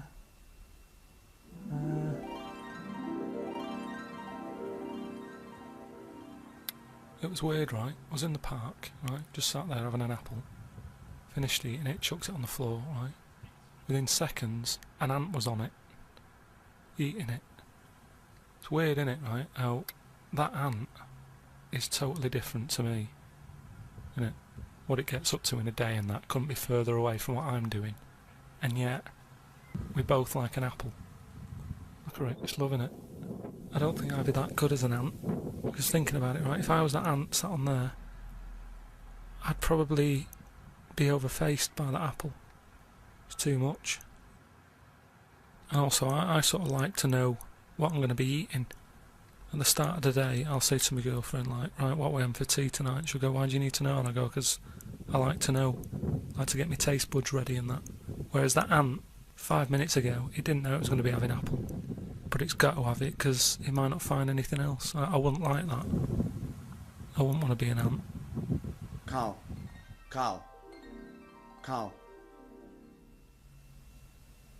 What were you thinking just then? Just thinking of stuff that I've been up to and that. Daydreaming, more like. Nothing wrong with daydreaming, Steve.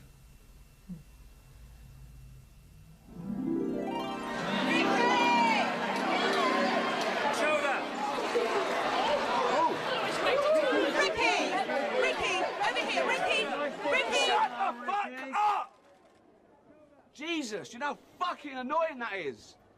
Go and do something. Just fuck off. Go on, go home. Read a book. Jesus. That's my headache.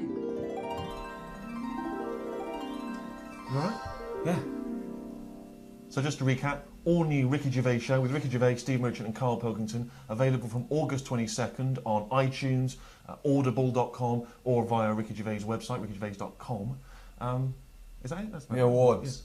Yeah. Huh? Awards. What?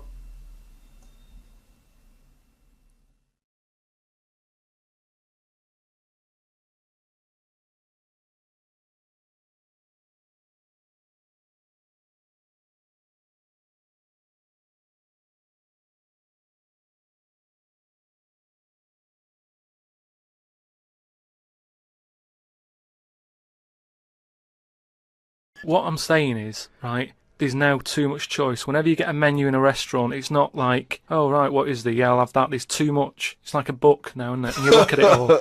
And then you've got to that point now that people are even taking a risk when they're eating. What do you mean? You know, in Japan or China or something, they're eating that fish that if it's not cooked right, it can kill you, right? Yeah. Not worth the risk when there's so many other fish. Yeah, I agree. Why have mackerel, have a bit of cod or whatever. Yeah, as soon as there's a risk, take it off. Take it off I the menu. agree. I totally agree. Not worth it. We've got a fish that might or might not kill you. Well, is there anything that definitely won't kill you? Yeah, but a chicken won't kill you. I'll play safe then. I'll have that. I love that. I love the chicken. That's what I'm saying. It seems to be the trend at the moment for people to eat things that you shouldn't really be eating. Octopus. They say, oh, it's best if you eat them alive or something, right? And there's been stories of people who've been eating them, and because they're still alive, the legs are like, you know, you get round the neck and what have you, inside, and they choke you. Why would you want to eat that? If you're going to eat a live animal, don't eat one that's got 8 arms that can get hold of your neck. I could understand it if we've run out of everything else, right? Alright, what's left? Octopus. Go on then, I'll have a leg. But there's no need to be eating that at this moment in time. I hadn't had pasta till I was about 24. Now kids are having all this stuff. We're away for a weekend a couple of weeks ago. Sat in a restaurant. Some kid asked for sorbet. He's only about 11. Just the amount of juices they've got now as well. When I was a kid, it was just you just had the one choice. You had orange. Now you look at it, it's like you've got apple juice, you've got pineapple, cranberry. Saw a carrot juice the other day. Out of all the bits of food that are out there, I would not think about getting juice out of a carrot.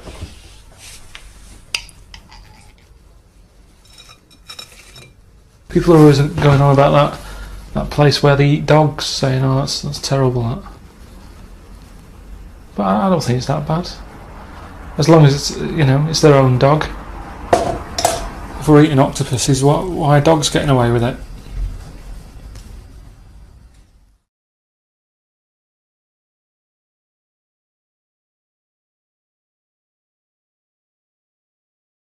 Excuse me, I don't suppose you've got a copy of The World of Karl Pilkington, have you? No, sorry. It is rather new. The World of Karl Pilkington.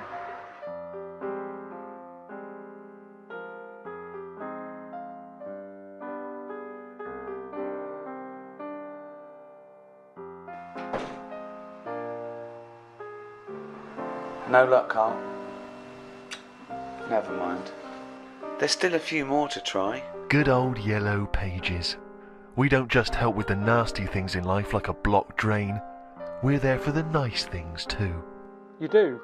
Great. Can you keep it for me? Yeah, my name is Karl Pilkington. Yeah. Yeah, it is me on the cover, yeah. What do you mean it looks round? Heads are meant to be round, you cheeky bastard. Just keep it for me.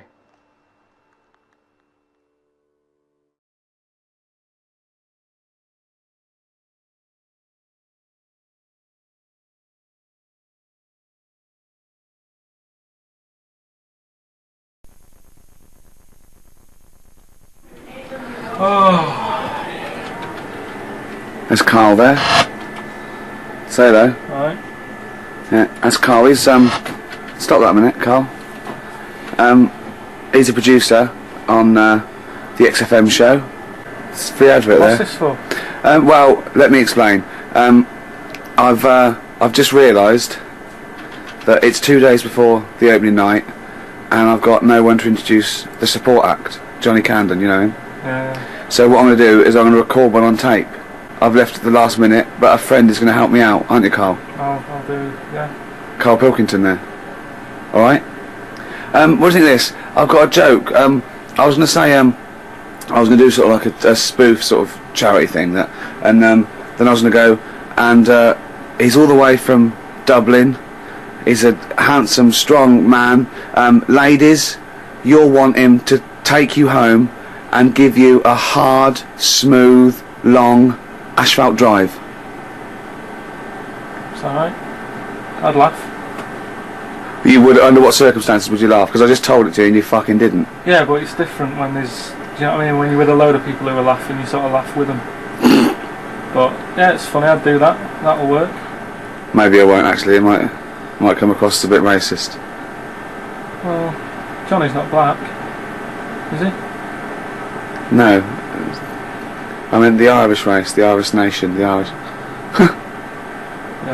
Look what happened to Anne Robinson when she said the Welsh. What happened? They all got annoyed, didn't they? Yeah, but what did they do? Good point.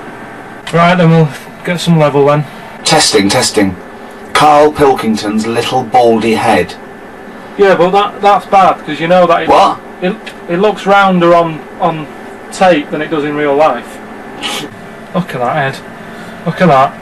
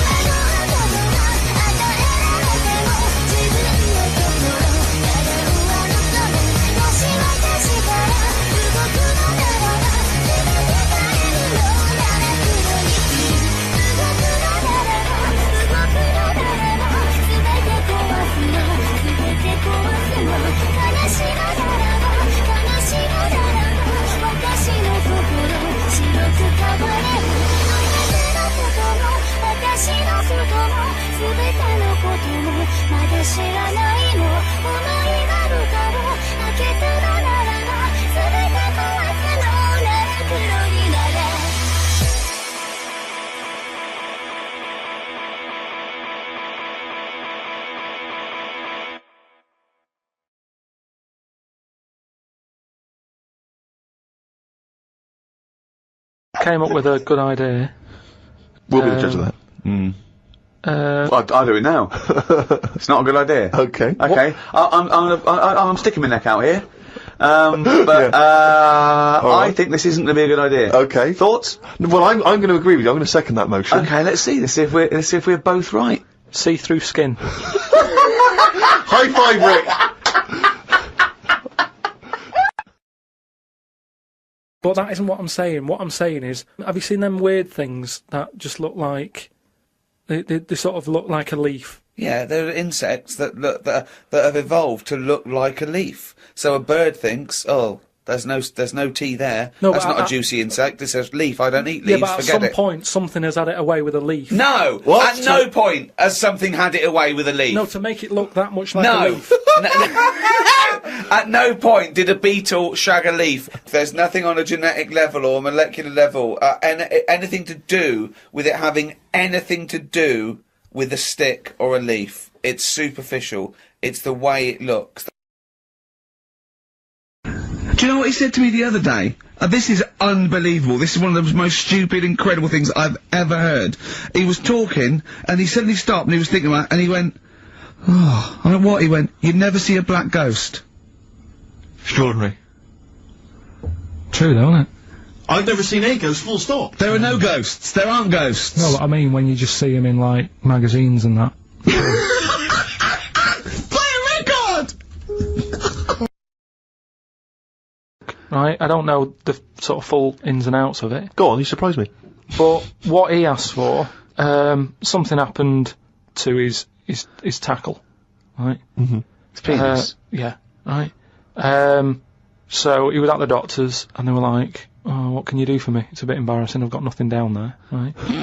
So they were like looking at it, going, yeah. Doctor, I don't know if he started like rubbing his chin with his finger or something. Looked down, he's thinking, got an idea. You know, you've got a lot of fingers. How many of them do you use? The patient's like, yeah, I see what you're thinking. They cut off one of his fingers, sewn that on to where his tackle is. He's happy. Well, that's different though, isn't it?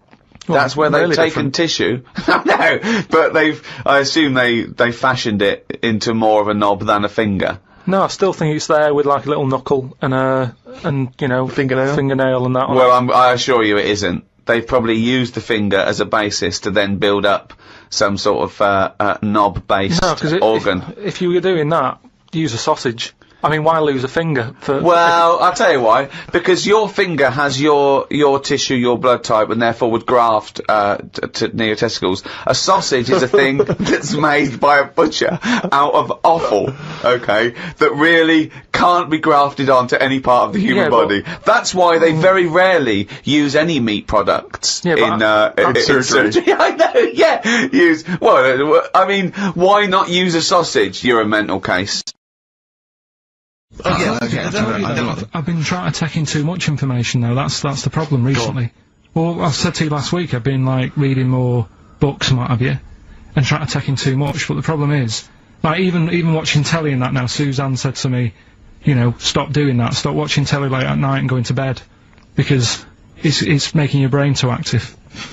And I'm sort of heaven forbid. And you know, I'm trying to get to sleep and I can't. And then when I wake up, she had a go at me the other day, right? Because it was the night after watching The Fat Baby, right? Woke up in the morning, and she had a go at me because as soon as I woke up, I said something like, "How can you freeze time?"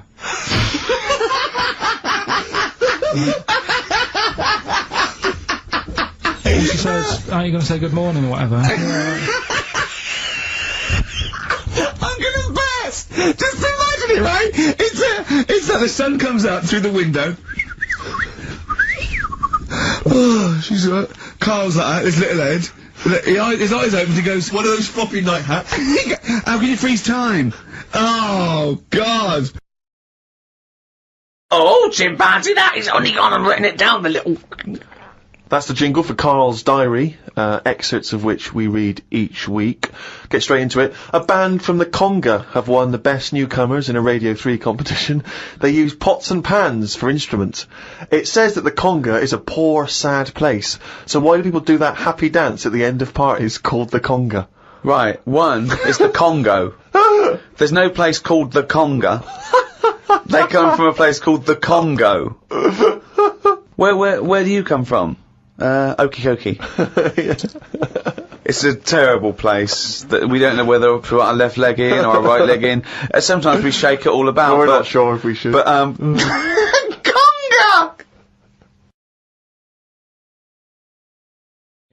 So we'll move on to this next one, right, which is brilliant.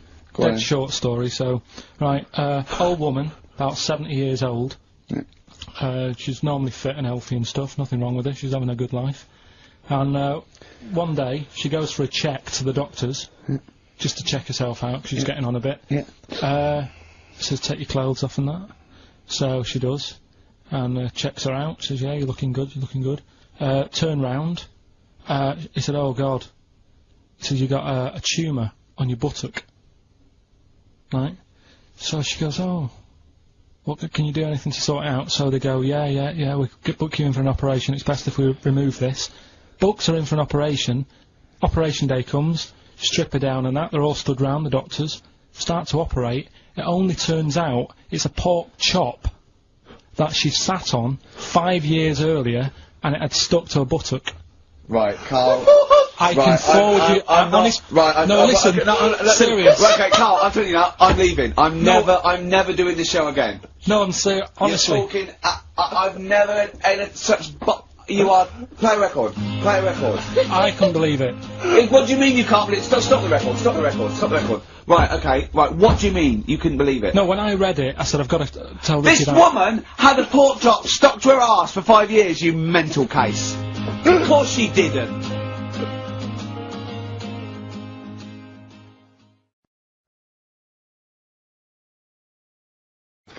But I always remember this story when I was a kid about some bloke who, a bit sad, the story, but weird. He had throat cancer, right?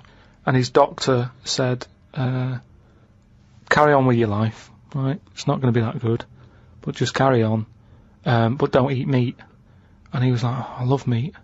He's like, yeah, but just don't, have your veg, plenty of vitamins and stuff, keep yourself strong, but don't be eating that. Anyway, he was fed up because he loved his meat, and his wife was feeling a bit sorry for him one day, and thought, I'm sick of him looking fed up and that, all he wants is some meat, for God's sake, give him some meat.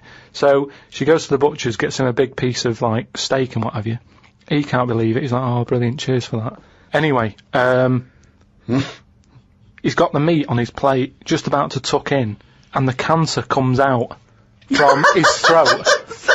What? No, I know, it sounds really weird, but it's something that I was told about years ago when I was growing up. What are you talking about?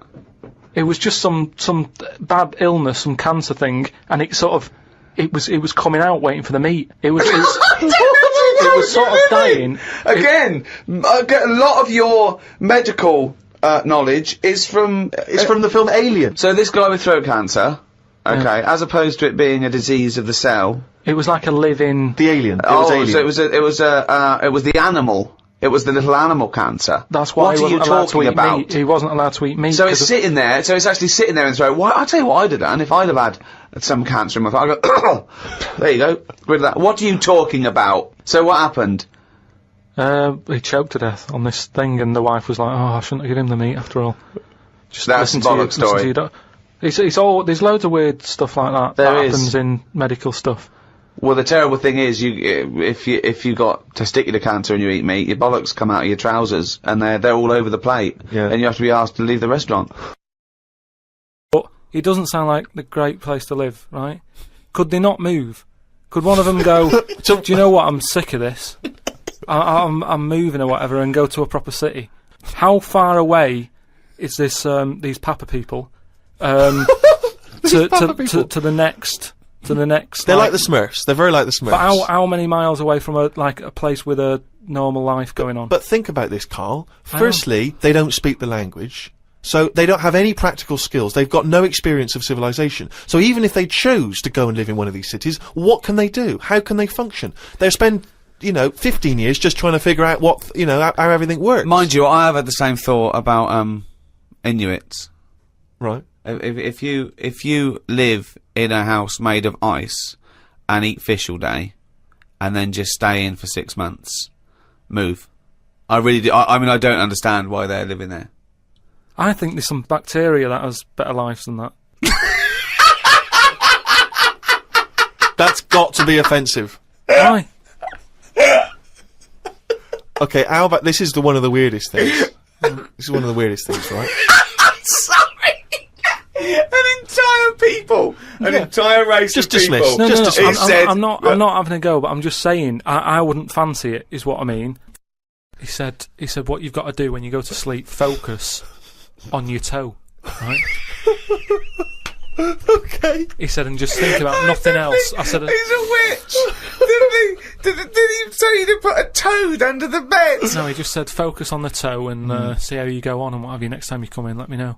Anyway, I gave this a go, focusing on the toe.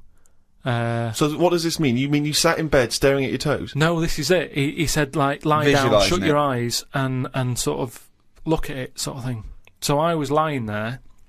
It just wasn't working because... Oh, Carl, this isn't medicine. Because I was... You were thinking of a finger? Well, no. He found out he was thinking of someone else's toe. Next day someone called up and said, Carl, my toe's better. Yeah. No, the problem was I was still using my eyes even though I had them shut.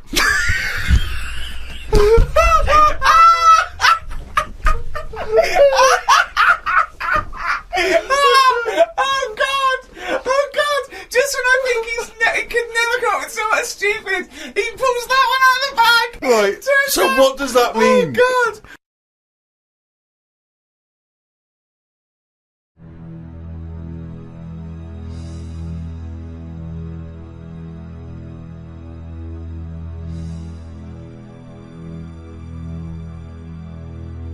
Have you ever been in a hospital when it's been shut down, or a school when there's no kids in it and there's that sort of bad atmosphere of, like, weirdness? Yeah. Right? For the sake of argument, yeah.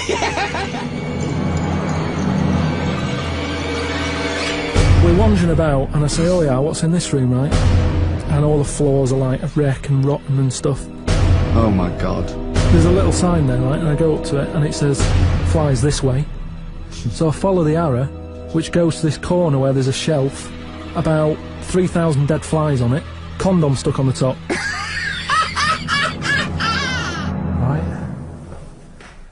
Right, you might remember in the first podcast, I was telling you about this scary house that my mate lives in, where he's like a security man. You're not like a security man, are you? What are you? Well, I just look after it. You just look after it and that, he just looks after it.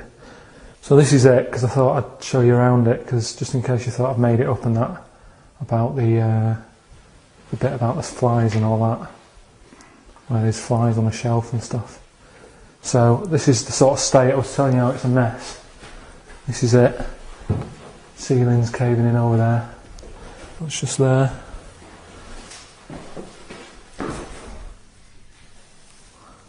Pair of pants.